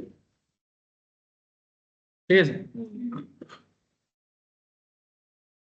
370302 370 302 मेहनत का पैसा मिलता है और कुछ नहीं। दिमाग कितना ही लगा, ज्यादा दिमाग, ये टैक्स वगैरह ना दिमाग का चीज नहीं है। आपको बस ना दो चीज पे ध्यान देना होता है कि रूल क्या है, और याद रखने के लिए रूल क्यों बना है। मैंने अगर आप इसका क्यों तक नहीं जाओगे ना, तो आप कभी भी इस चीज को दिमाग में रख नहीं पाओगे। मैंने रिटेंशन कभी नहीं होगा, क्योंकि इतना अभी तो जस्ट बेसिक्स कर रहे हैं। अब धीरे धीरे जितना आगे जाएंगे कितना प्रोविजंस बढ़ेगा, फिर इनकम टैक्स जीएसटी क्या है, हेडेक बनने लगता है कि भाई कितना चीजें हैं, माथा खराब थोड़ी करेगा। लेकिन इसको याद रखने के लिए आपको क्यों तक पहुंचना है, यही इसका सबसे बड़ा प्रॉब्लम है। पढ़ने के टाइम पे हम लोग क्यों तक पहुंचते नहीं है ना, तभी जाके इसका रिटेंशन भी नहीं हो पाता है। रिटेंशन मैंने मेमोरी रिटेंशन का बात कर, क्योंकि इसमें कोई रॉकेट साइंस तो है नहीं कि फॉर्मूला भूल जाएंगे तो रॉकेट नहीं उड़ेगा, ऐसा कुछ नहीं है। बात समझ में आ रहा है। यहाँ पर मैटर है कि रॉकेट साइंस ये है नहीं, लेकिन फिर भी ये डिफिकल्ट क्यों लगता है, क्योंकि इसके रूट कॉज को हम लोग कभी ढूंढने का कोशिश नहीं करते। जैसे बहुत सारे लोग एक आदत सा एजुकेशन हेल्थ नहीं लगा है ना, तो कितना है रेट, कितना था। एक्चुअली रेट क्यों याद रहेगा, क्योंकि तुमको पता होना चाहिए कि एजुकेशन और हेल्थ क्यों लेते हैं। इसका रीजन पता चल जाएगा तो तुमको दिमाग में घुस जाएगा कि अच्छा इसलिए लेते हैं। और बाकी रेट चार्ट जो है ये समय समय में चेंज करते हैं। जैसे लास्ट ईयर मैंने जो 3 to 6 था, सरकार ने मिडिल क्लास को थोड़ा बेनिफिट दिया। 3 से 6 लाख वाले को पहले 5% कैटेगरी में रखा था। पहले मैंने जस्ट अभी फिलहाल में जो लोग पढ़ाई किया, आप ही में से बहुत लोग उसको पढ़ाए, तो 3 से 6 लाख पहले 5% था, उसको बढ़ा के 1 लाख और इंक्रीज कर दिया। क्यों किया? प्रो जनता, प्रो जनता डिसीजन। जनता दुखी हो जाते हैं ना, ये देखो सरकार ने बैम्बू दे दिया, बजट होने के बाद ही टीवी में न्यूज चैनल वाले चालू हो जाते हैं। इस बार बजट में सीतारमन जी ने बैम्बू दिया है कि सुविधा किया है, बैम्बू देगा तो फिर चालू हो जाएगा चारों तरफ नेगेटिविटी, इसलिए सुविधा देने के लिए कि हम तो 7 लाख तक ब्रैकेट तक 5% कर दिए। समझे? किसी किसी लोगों को तो ऐसा समझाया जाता है कि सरकार तो सारा पैसा टैक्स में ही ले लेते हैं। मेरे को काफी सारे लोग आके बोलते हैं सर ये देश का कुछ हो रहा है। मैं बोली क्यों, आपको क्या लगता है? कुछ नहीं हो रहा है। बोले कहाँ कुछ लगता है, सिर्फ तो टैक्स ही ले लेते हैं सब, कुछ देता ही नहीं है, सिर्फ लेता है। हमें तो फिर आप रास्ते में आए कैसे? गाड़ी से। हमें गाड़ी कैसे चल रहा है? अरे रोड पे, रोड किसने बनाया? रास्ते में अंधेरा था कि लाइट था? मैंने नहीं, लाइट था। मैं तो किसने जलाया? अच्छा आने के टाइम पे मैंने सिक्योरिटी प्रॉब्लम हुआ क्या? लाइक ऐसा कोई फील हुआ कि कोई आपको मारने के लिए आ रहा है या कुछ, तो उसके लिए सिक्योरिटी के लिए पुलिस वगैरह क्या कर रहा है फिर? एक लॉ एंड ऑर्डर है कि नहीं है? तो सरकार कुछ नहीं करता है। कुछ समझ में आया आपको? हम लोग एक्सपेक्टेशन अभी तो तुम्हें अभी अगर तुम केस्टपुर को न्यूजीलैंड सोचोगे ठीक है, वीआईपी रोड को तुम अगर अमेरिका का एक्सप्रेस वे सोचोगे, तो फिर चल जाओ सर, यहाँ पर आपका जगह नहीं है, आप अमेरिका में चल जाओ, एक्सप्रेस वे में जाके रहो। जिस देश में रहोगे उसी का तरह का नहीं रहेगा। हाँ, हम लोग का प्रॉब्लम क्या जानते हो ना, हम लोग को अपना चीज पसंद नहीं है। अच्छा, ऐसा अगर होता है तो कितना खराब बात है। मानो कि जैसे normally general Indians, average Indians का कलर कैसे होता है बॉडी का? ब्राउन। तो उसका बच्चा लोग कैसे होगा? काला काला ब्राउन ब्राउन, ऐसा ही ना होगा? अब जब तुम कोई फॉरेन माने इंसान का बच्चा लोगों को देखते हो, नॉर्थ ईस्ट का अलग बात है। नॉर्थ ईस्ट का अलग बात है, जैसे अरुणाचल या पहाड़ी लोगों का अलग बात है। लेकिन अगर मैं यूरोपियंस को देखता हूँ तो सब व्हाइट व्हाइट, कितना क्यूट सा बच्चा, अरे भाई उसका बच्चा क्यूट, और हमारा बच्चा काला काला और ब्राउन ब्राउन है, तो हमारा बच्चा क्यूट नहीं, ये सही नहीं है। इंडियन का सोच में कितना गड़बड़ है, तुम देख रहे हो। हाँ, तो अफ्रीकन वाले तो क्या करेगा फिर। हाँ, अफ्रीकन बच्चे क्यूट नहीं होते, यानी वो लोग तो कोयला का रंग की तरह ही है, तो क्या क्यूट नहीं है। ये बहुत खराब बात है। हाँ, हम लोग को अपना चीज में हमेशा लगता है कि हम लोग का सब खराब है, हमारा रास्ता खराब, हमारा सब खराब, ऐसे थोड़ी होता है यार। जैसे हम लोग को लगता है हमारे ही देश में प्रॉब्लम है। कल साउथ कोरिया में क्या हुआ है जानते हो? साउथ कोरिया में बहुत प्रॉब्लम चल रहा है। कल मार्शल लॉ लागू हो गया था, मिलिट्री शासन लगाने के बाद फिर विड्रॉल किया गया। कल साउथ कोरियन शेयर मार्केट 7% से गिर गया था, 7%। अरे वहां पर पॉलिटिक्स का प्रॉब्लम है। वहां का जो अपोजिशन पार्टी है, साउथ कोरिया में डेमोक्रेसी डेमोक्रेसी चलता है। वहां का जो अपोजिशन लीडर्स लोग हैं, साउथ के साथ जैसे हमारे इंडिया पाकिस्तान का लड़ाई है ना, वैसा ही साउथ कोरिया के साथ नॉर्थ कोरिया का लड़ाई है। ठीक है, 36 का आंकड़ा है। इवन तो मैंने ऐसे कहा जाता है कि एक बिल्ली भी साउथ कोरिया का बॉर्डर क्रॉस करके नॉर्थ कोरिया नहीं जाता है, अगर वो साउथ कोरिया का बिल्ली है। हाँ, हमने देख, जानवर लोग तो गलती से चला जाता है बॉर्डर में, लेकिन बोलता है कि उन्हें इतना दुश्मनी है कि साउथ कोरिया का एक बिल्ली भी उसका नॉर्थ कोरिया का बॉर्डर को क्रॉस नहीं करेगा। नॉर्थ कोरिया तो एक बार साउथ कोरिया ने कुछ ड्रोन के थ्रू से साउथ कोरिया में ना कुछ गंदा फेंका था, गार्बेज फेंका था। उसका बदला नहीं, गार्बेज पहले साउथ कोरिया ने कुछ किया। हाँ, नॉर्थ ने गार्बेज में तो पॉटी तक भेजा ड्रोन के थ्रू से, लाउड स्पीकर चला के। इन लोग का गजब दुश्मनी है। तो वही दुश्मन अब बच्चे की तरह ही है। तो इन लोगों का दुश्मनी का रिसेंटली ऑपोजिशन लीडर, कुछ जो अभी करंट पीएम है वहां का, ऑपोजिशन लीडर लोगों ने बोल रहे हैं कि मैंने, करंट पीएम का मानना है कि ऑपोजिशन लीडर लोग प्रो नॉर्थ कोरिया डिसीजन ले रहे हैं, मैंने नॉर्थ कोरिया को फेवर कर रहा है, जिसके कारण साउथ कोरिया के अंदर प्रॉब्लम क्रिएट हो रहा है। इसके कारण करंट साउथ कोरियन प्रेसिडेंट या पीएम प्राइम मिनिस्टर, उन्होंने सीधा मिलिट्री शासन जारी कर दिया, इसको मार्शल लॉ बोलते हैं। जैसे ही किया, सीधा एकदम stock market and financial conditions के बारे में क्वेश्चन मार्क। लेकिन उसके बाद फिर से लगाने के कुछ दिन बाद, मैंने कुछ घंटे बाद फिर से विड्रॉल भी किया गया। मैंने बहुत ज्यादा एक मैंने क्या बोलेंगे इसको, अस्थिरता पैदा हुआ। फिर क्रूड ऑयल का रेट कल गिर रहा था, फिर अचानक से रात को देखा कि 70 पॉइंट में बढ़ गया। 70 पॉइंट में बढ़ा, मैंने कम से कम 70,000 का प्रॉफिट था। लेकिन उस टाइम पे तो मेरे को दिखाई भी नहीं दिया, मेरे एक स्टूडेंट ने 5-7 हजार कमाए। तो आज आके बोला कि सर क्रूड ऑयल, मैंने वो साउथ कोरिया का रीजन है। किया तुमने? बोले हाँ, अगर पूरा कर देखते तो 70,000 आ जाता। तो जो भी हो, पैसा is not the main thing is की कॉन्सेप्ट किस तरह से काम करता है।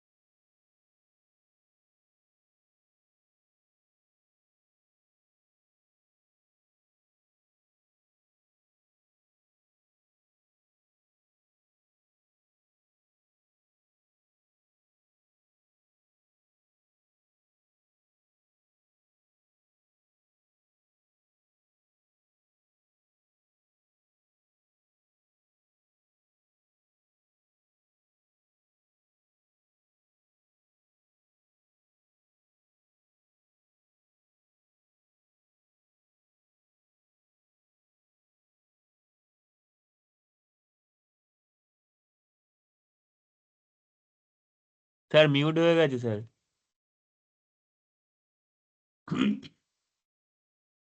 आगे क्या होगा, सरचार्ज का यूज करना है। सरचार्ज तब लगता है जब आपका इनकम 50 लाख क्रॉस करता है। बताता हूँ इसके बारे में। एक सरचार्ज का चीज आपको दिमाग में रखना पड़ेगा। सरचार्ज का भी दो एरिया है, एक न्यू रेजिम का सरचार्ज का कॉन्सेप्ट है और एक ओल्ड रेजिम का सरचार्ज का कॉन्सेप्ट है। यही थोड़ा दिमाग खाता है सर, मैंने एक में कर देता, नहीं, दोनों का अलग अलग है। ठीक है।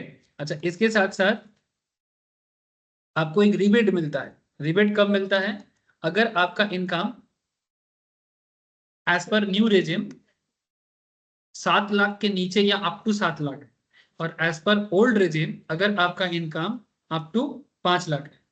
माने इसको सिंपल तरीके से कहा जा सकता है कि अगर आज के डेट में इंडिया में कोई 7 लाख तक इनकम करता है तो सरकार के घर में एक्चुअली कोई टैक्स नहीं देना पड़ता। तो जो लोअर मिडिल क्लास या नॉर्मल मिडिल क्लास लोग जो चिल्लाते हैं ना सरकार हमारा सारा पैसा ले लिया, गलत बोलते हैं। हाँ, जीएसटी लेके चिड़बिड़ कर ही सकते हैं, लेकिन जीएसटी का चिड़बिड़ तो सबको है। भिखारी भी एक साबुन खरीदते हैं, उसको भी इंक्लूसिव ऑफ जीएसटी पेमेंट करना पड़ता है, तो उसको भी चिड़बिड़ करना चाहिए, हाँ या ना। जीएसटी को लेकर चिड़बिड़ा नहीं हो सकता है, बट इनकम टैक्स को लेकर चिड़बिड़ करने का मिडिल क्लास का कोई राइट नहीं। रिच लोगों का हो सकता है, क्योंकि जितना कमाते जा रहे हो उतना सरकार बढ़ाते जा रहा है। इनकम करने से दिक्कत है, इनकम कम करने से या मॉडरेट इनकम पे कोई दिक्कत नहीं है। एनुअल इनकम 7 लाख तक आपको कोई टैक्स नहीं देना पड़ेगा, ये सिस्टम भी सरकार ने बना के रखा है। मैं आगे बात करता हूं इसके बारे में। तो एक रिबेट के बारे में बात करना है, एक सरचार्ज के बारे में बात करना है, और उस रिलेटेड क्वेश्चंस को करना है। और क्या सीखना पड़ेगा सर, एग्रीकल्चर का हिसाब सीखना पड़ेगा, क्योंकि एग्रीकल्चर नॉर्मली एग्जेम्प्टेड होते हैं, तो उसका क्या हिसाब किताब होता है वो थोड़ा जानना है। तो ये सब जानने के बाद ही आप बोलोगे कि हमको बेसिक आता है, तब जाके आपको बाकी इसके बाद रेसिडेंशियल स्टेटस कैलकुलेट करना, उसके बाद जाके आप अलग अलग जो हेड्स है वो हेड्स को समझ पाओगे, फिर जाके तुम टोटल इनकम समझ पाओगे, डिडक्शन समझ पाओगे, क्या बोलते हैं इसको, सेट ऑफ कैरी फॉरवर्ड समझ पाओगे, क्लबिंग समझ पाओगे, टीडीएस टीसीएस एडवांस टैक्स समझ पाओगे, और फिर जाके टैक्स लायबिलिटी कंप्लीट होता है। जर्नी लंबा है, लेकिन दिक्कत कभी नहीं। नहीं, टैक्स को लेके ना नॉर्मली प्रोफेशनल लेवल में थोड़ा सा ना डर का माहौल रहता है ऑलवेज, लेकिन मैं इसके बारे में ना ज्यादा हाइप क्रिएट नहीं करना चाहता। मेरे हिसाब से आप इसको समझो, जानो। It's not very problematic subject, लेकिन इसका एक ही दिक्कत है कि थोड़ा ज्यादा पढ़ना पड़ता है, क्योंकि इतना नियम बनाते हैं ना। मैं कोशिश तो कर रहा हूँ सर कि हमेशा इजी करने का, कि आपको सिंप्लीफाई कर दिया जाए कि ये कहाँ से आया है, क्यों आया है। मैं देखना, इसीलिए मैं इतना कहानी सुनाता हूँ हर चीज का। कहीं ना कहीं हाँ, कहानी बोलते बोलते थोड़ा बह भी जाता हूँ, I know that.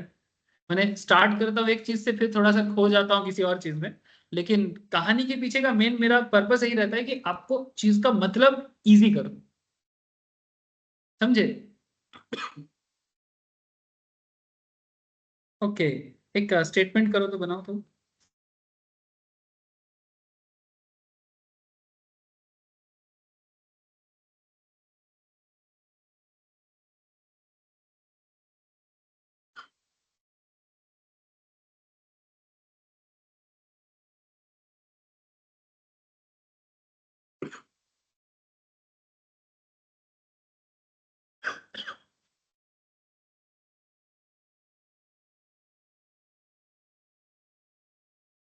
Statement of computation of net income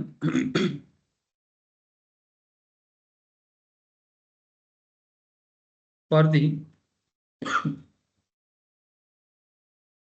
assessment year. अच्छा, अभी जो असेसमेंट ईयर जो लोग मई जून के एग्जाम में बैठेगा, या उसके बाद वाला सितंबर या ना दिसंबर वाला, तो उस टाइम पे आपका असेसमेंट ईयर क्या चलेगा। असेसमेंट ईयर हो जाएगा 25-26, और आपका प्रीवियस ईयर क्या हो जाएगा 24-25। ठीक है। तो ये स्टेटमेंट डिपेंड करता है कि आप किस टाइम पे कैलकुलेट कर रहे हो या एग्जाम दे रहे हो। एक चीज आपने ख्याल किया होगा, मैंने यहाँ पर एक वर्ड यूज किया असेसमेंट ईयर, और मैंने और एक वर्ड यूज किया प्रीवियस ईयर। इसके बारे में थोड़ा जानना है, ठीक है। ये जो कैलकुलेशन का कॉन्सेप्ट है, ये स्टेटमेंट ऑफ कंप्यूटेशन का जो मैं बात किया, ये स्टेटमेंट कैसे बन सकता है, इसका एक बेसिक आइडिया ले लो। ऐसे आप लोग जानते हो इस चीज को, जैसे मानो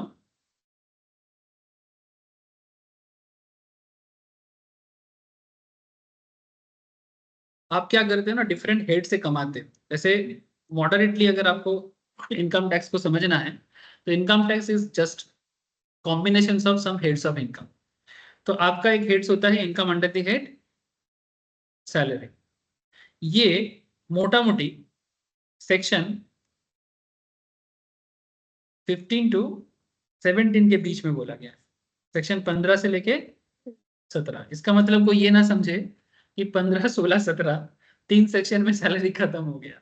नहीं सर, इतना सब सेक्शंस है और उसके साथ साथ कुछ और भी चीजें इतना ज्यादा। सेक्शन 10 का इतना यूज है, मैंने सेक्शन 10 इधर बोला नहीं है। सेक्शन 10 हम लोग पढ़े थे कुछ दिन पहले, वो एकदम स्टार्टिंग वाला पॉइंट में बोल रहे थे ना कि एक डिडक्शंस होता है सेक्शन 10 का, जो उसको बोला जाता है कि income which do not form part of total income, जिसमें से एक इनकम है एग्रीकल्चरल, जो सेक्शन 10 सबसेक्शन 1 में फुल्ली एग्जेम्प्टेड होता है।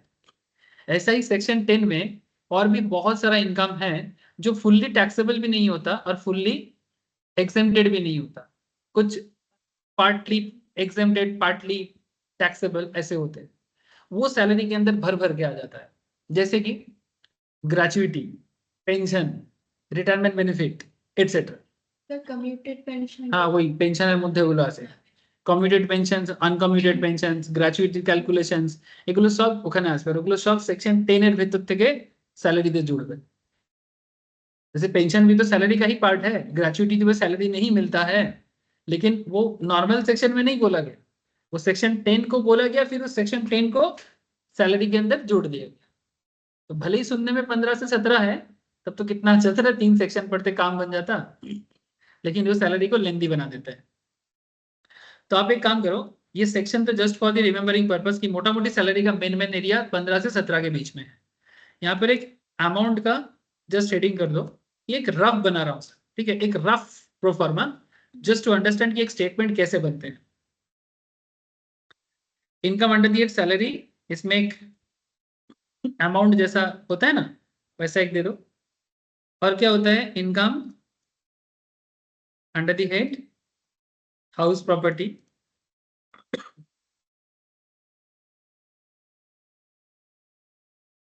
ये नॉर्मली बोला गया है 22 से लेके 27 के बीच, 22 से लेके 27 रफली।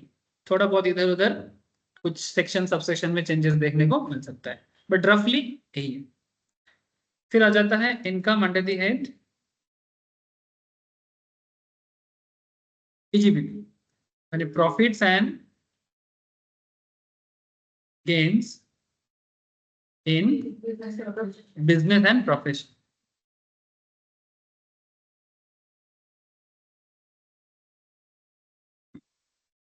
इसको मोटा मोटी बोला गया है सेक्शन 28 से लेके 44 ए डी, या अभी तो ए ई भी चल रहा है, ए ई तक, 44 ए ई तक मोटा मोटी। कुछ एडिशन डिलीशन हो सकता है हल्का फुल्का। अच्छा, उसके बाद आता है sir income under the head capital gain.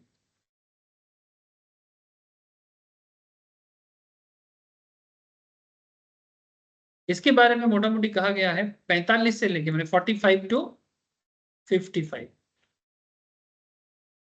फिर आता है sir income under the head income from other source, income from other source.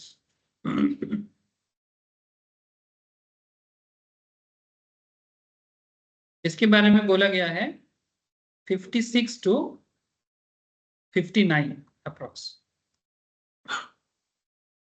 अच्छा, इसमें कुछ टॉपिक का कुछ शॉर्ट नाम भी चलता है, जैसे सैलरी हाउस प्रॉपर्टी को तो सैलरी हाउस प्रॉपर्टी ही बोलते हैं, इसको प्यार से बोलते हैं पीजीबीपी।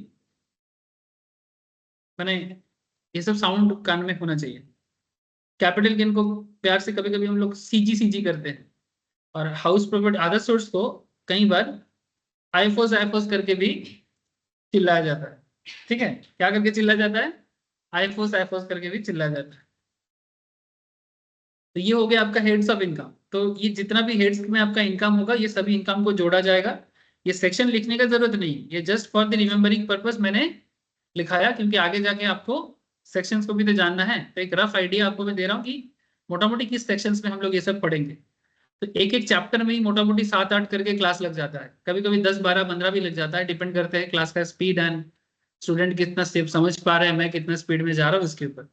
जल्दी बोलने से अगर जल्दी समझ में आ जाए तो शायद जल्दी खत्म कर लूंगा, बट कई बार टॉपिक इतना डिफिकल्ट होता है कि जल्दी जल्दी करने से स्टूडेंट का फेस देख के मैं फेस स्लो हो जाता हूँ। ठीक है, ऐसा लगता है अरे नहीं समझ पा रहे, थोड़ा और इजी होना पड़ेगा, समझे। तो अगर इजी करके चले तो थोड़ा समय लगता है, और अगर थोड़ा जल्दी जल्दी चले तो थोड़ा कम समय लगता है।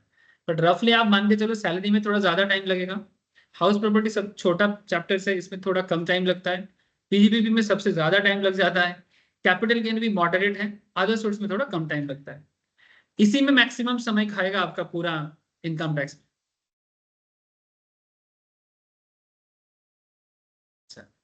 अभी भी खत्म नहीं हुआ, इसके बाद ये सब हो गया हेड्स, ठीक है। इसके बाद आ जाता है सर क्लबिंग प्रोविजंस। क्या आ जाता है? Clubbing provisions. इसके बारे में अच्छा, क्लबिंग प्रोविजंस करके भी कुछ एडजस्टमेंट हो सकता है इनकम में। नॉर्मली जब माँ का इनकम के साथ या पापा के इनकम के साथ बच्चे का इनकम, या हस्बैंड के इनकम के साथ वाइफ का इनकम, या वाइफ के इनकम के साथ हस्बैंड के इनकम को जोड़ा जाता है, वो क्लबिंग में बताया जाता है। वो तभी होता है जब कोई अपना इनकम को छुपाना चाहता है, और ये अगर इनकम टैक्स डिपार्टमेंट को पता चल जाए तो वो क्लबिंग प्रोविजंस अप्लाई करके आप जो इनकम को छुपाने का कोशिश कर रहे थे उसको फिर से ऐड बैक कर देगा। इसके बारे में नॉर्मली कहा गया है 60 से लेके 65। Thank you sir. अच्छा, इसके साथ साथ आ जाता है sir set off and carry forward.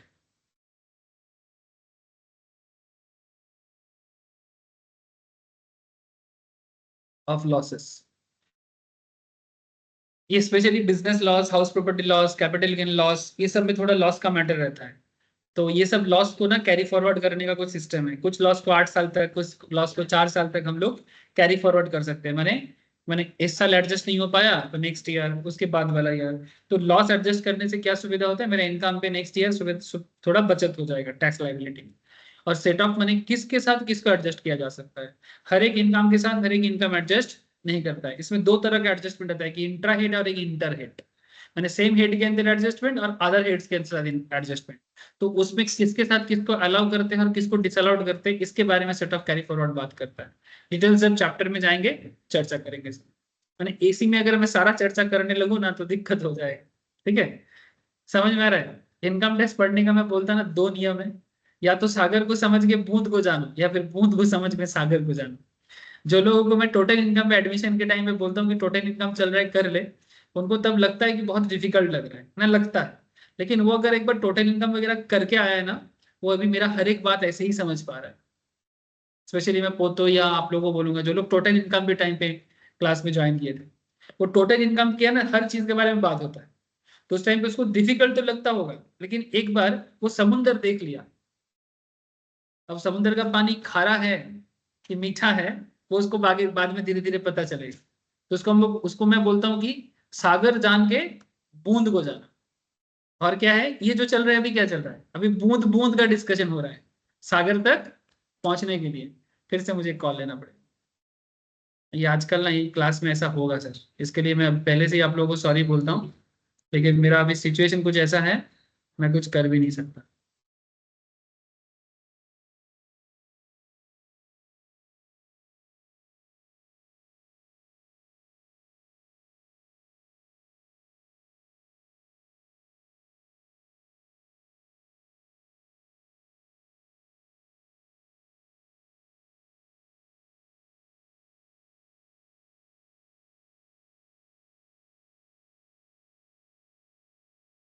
Call का सिचुएशंस बनना है, तो इसलिए ना मैं समझ नहीं पा रहा हूँ कौन सा कॉल अर्जेंट है। तो हर एक कॉल मुझे लेना पड़ रहा है, और इतना सारा चीज अर्जेंट में मुझे ऑर्डर करना पड़ा है। डिलीवरी बॉय लोग भी सारा दिन आ रहा है जा रहा है, क्योंकि काफी सारा चीजें परचेस करना पड़ रहा है। तो मैं पागल हो जा रहा हूँ कि कब आएगा। ठीक है, अभी सुबह क्लास लेने से पहले एक ही अमेजन से ऑर्डर था, मैंने 4 प्रोडक्ट है, 3 अमेजन का लोग आके देखे गया, अलग अलग ऑर्डर एक बार ही नहीं किया था, 3 लोग आ रहे हैं, बोले बाप रे बाप।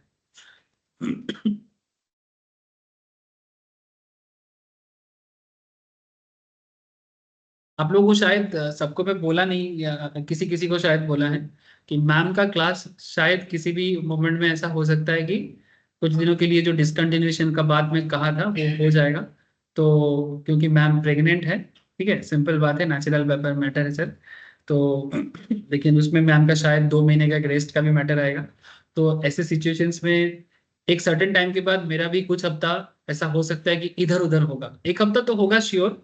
उसके बाद मेरा क्लास नॉर्मल हो जाएगा और मैम का क्लास का जो भी रिकॉर्डिंग वगैरह है आप लोगों को टाइमली प्रोवाइड किया जाएगा। तो उस टाइम पे आप लोगों को सभी को थोड़ा बहुत एडजस्ट करके चलना है, ठीक है सर। मैं बोल दिया एक बार क्लास में, मैं कल भी सोचा था बोलूंगा, मैं भूल गया। मैम के क्लास की टाइमिंग के हिसाब से आप लोगों को क्लास सेंड किया जाएगा, आप लोग उसी टाइम पे घर पे बैठ के अच्छे बच्चे की तरह मैम के क्लास चल रहा है सोच के प्लीज क्लास करते रहिएगा, क्योंकि मैम मेरे को सारा चीज समझा देगा कि किस टाइम पे डेली क्लास को कैसे चलाना होगा, मैं चला दूंगा उसको। तो उस टाइम पे शायद ऑफिस भी मैं हमेशा खोल नहीं पाऊंगा, तो घर पे बैठ के ही कर लेना, और जब ऑफिस खोला रहेगा मैम के क्लास के टाइम पे आप लोग यहाँ पर आके भी स्क्रीन में भी क्लास कर सकते हो। वो मैं टाइम बता दूंगा कि इस टाइम पे आके भी कर सकते हो। ना कि अगर कोई बोलेगा मेरा घर पे नहीं हो रहा है तो आके कर लो, क्या दिक्कत है। नहीं, एक probable scenario already we know that कि दिसंबर आई थिंक 8-10 तारीख के बाद से ही कुछ भी हो सकता है, क्या पता कब करेगा। पहले डेट था जनवरी 12, लेकिन डॉक्टर लास्ट बार बोला कि नहीं नहीं उतना दिन तक नहीं जाएगी। अब ये 8 तारीख जाने से डॉक्टर फाइनल बताएंगे। वो एक यूएसजी दिया है, यूएसजी का कंफर्मेशन करेगा फिर तक। नहीं, मैम मेरे को कल बोला कि सब स्टूडेंट को एक बार बता दो, क्लास में बता दो, नहीं तो क्या होगा फिर एंड मोमेंट में सबको मैसेज करते फिरोगे और उस टाइम पे तुम्हारे पास टाइम नहीं रहेगा, क्योंकि बिजी हो जाऊंगा, सिचुएशन नॉर्मल नहीं रहेगा, टेंशन भी रहेगा, है ना। एक टेंशन तो बनेगा सर, बहुत टेंशन बनेगा, मैं समझ पा रहा हूँ, ठीक है। कभी कभी सोच के भी डर लग जाता है कि क्या होगा। मैम तो ऐसे ही मेडिकल का नाम सुनते ही ऐसे ही डर लग रहा है, पैनिक कर रहा है अंदर अंदर से। इसलिए मैं मैम जब तक क्लास के लिए हाँ बोल रहे हैं मैं बोले हाँ हाँ ले, क्योंकि कम से कम अपने काम पे बिजी रहेगा ना, पैनिक नहीं करेगा। जैसे ही मैम कहीं पर चुपचाप बैठ जा रहा है ना, सोचने लग रहा है, क्योंकि मैम को डॉक्टर से बहुत डर लगता है। और मैम का माँ है अभी, तो माँ का कहना है कि हम लोगों के टाइम पे तो हम लोग ऐसे ही चले जाते थे, तुम लोगों को क्या है, डांट रहे हैं मैम को, ठीक है। तो मैम के माँ को एक चीज है कि ऐसे उनका काफी तबीयत प्रॉब्लम है लेकिन डॉक्टर से डरते नहीं है। वो बोलते जो करना है करो यार, क्या कर सकते हैं। तो वो मैम को बोल रहे कि मेरे को देख मैं क्या किया और तू क्या कर रहा है। बट मैम मैम जब हुआ था तो मैम का माँ बोल रहे कि रिक्शा करके चला गया था और उनका पापा नहीं आ पाए थे, तो नाना जी थे, मैंने मैम का नाना, नाना जी थे, तो नाना जी साइन करने से डर रहा था ऑपरेशन थिएटर में ले जाने के टाइम पे। माँ जो है वो नाना जी को बोल रहे कि आप करो, मैं बोल रहा हूँ, क्योंकि थोड़ा वो बड़ा शहर और गांव में डिफरेंस था।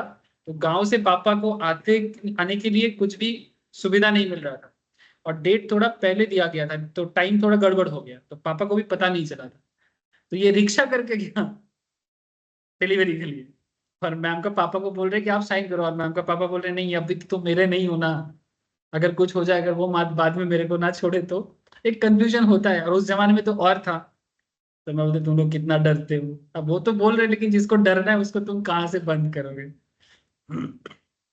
इंस्पिरेशन देने वाले बहुत देते हैं लेकिन डरने वाले डरना बंद नहीं करते।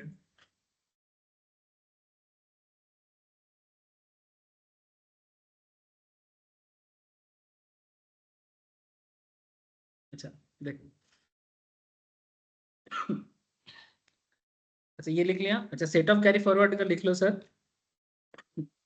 70 to 80 overall section set off carry forward का, ठीक है।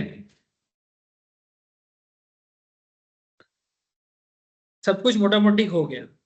इसके बाद आ जाता है सर ग्रॉस टोटल इनकम। अगर कभी भी आपको इनकम टैक्स को रिवाइज करना है कि हमें क्या क्या पढ़ना है, तो आप इस लिस्ट को पढ़िएगा। किताब खोल के पागल मत होइए, क्योंकि किताब देखने से तो इतना बड़ा दिखेगा कि चिंता हो जाएगा। आप इसको देखिएगा, इसको देखने से आपको समझ में आ जाएगा कि हमें क्या पढ़ाई करना है, ठीक है, या क्या क्या चीज पढ़ चुके हैं या क्या क्या चीज पढ़ना बाकी है, किसमें मेरा ग्रिप आया है, किसमें मेरा ग्रिप नहीं आया है। जब तक आपको हर एक चीज में ग्रिप नहीं आता ना, तब तक आप समझिएगा कि आपका कुछ अभी भी बात बाकी। अच्छा, जीटीआई के बाद आपको आता है deductions under chapter 6A 80C to 80U।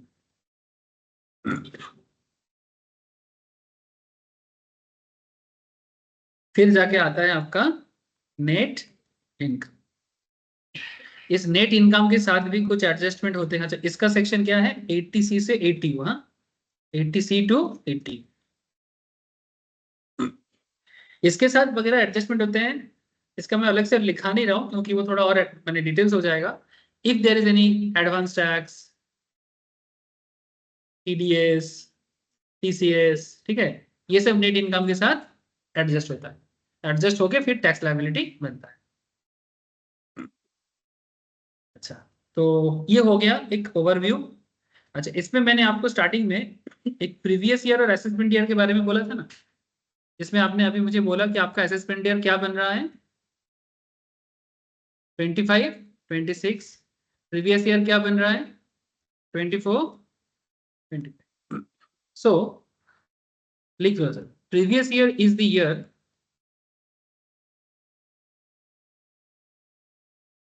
in which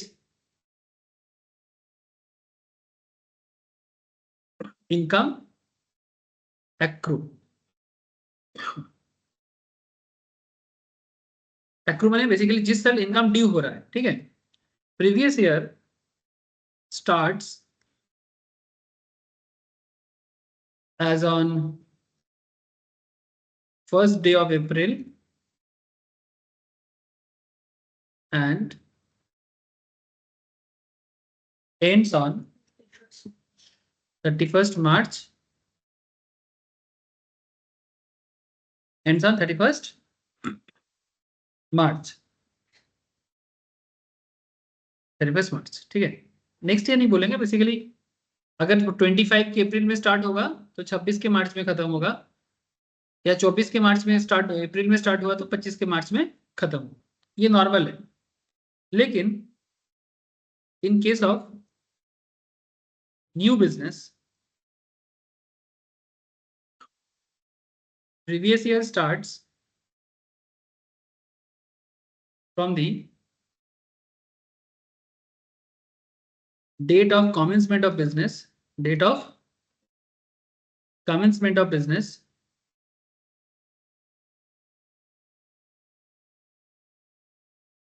and ends on 31st March. For example,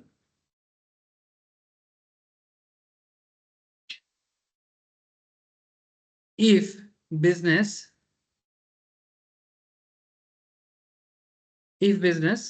commence as on 27th Jan 2025, then in this case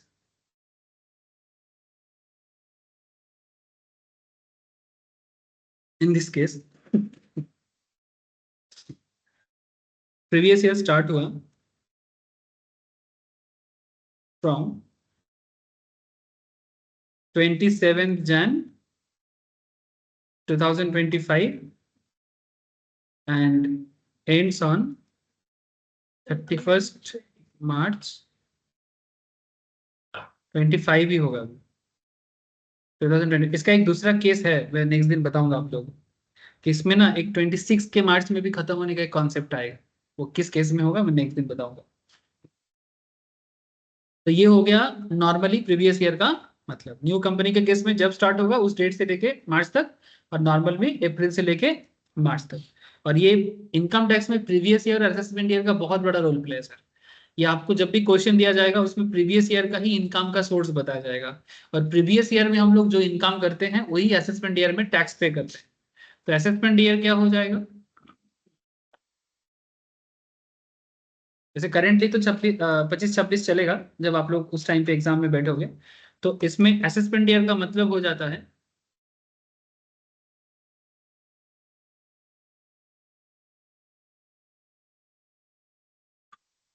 assessment year is the year in which income assessed, means in which income assessed, जिस साल income को assess किया जाएगा माने calculate किया जाएगा। इसका भी सेम कॉन्सेप्ट है। Assessment year starts as on 1st April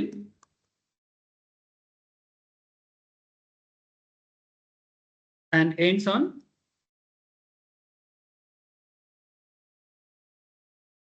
31st March। एक चीज थोड़ा सा नीचे लिख दो, as per income tax act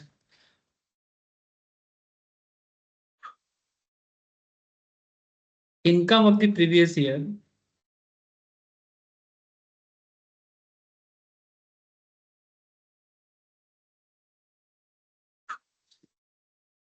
is taxable in the assessment,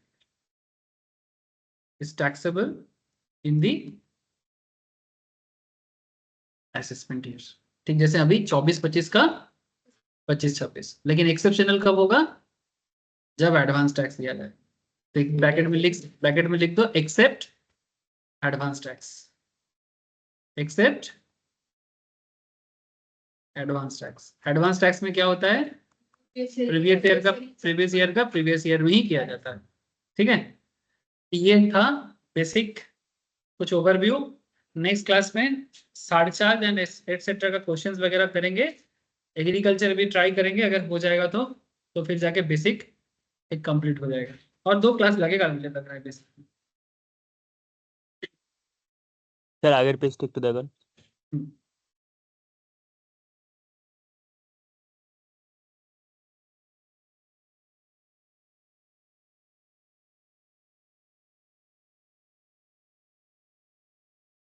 ठीक है sir, bye. Thank you sir. Okay, bye sir. है सर लेकर bye sir. Okay, thank you sir. Thank you sir, bye sir. Bye sir.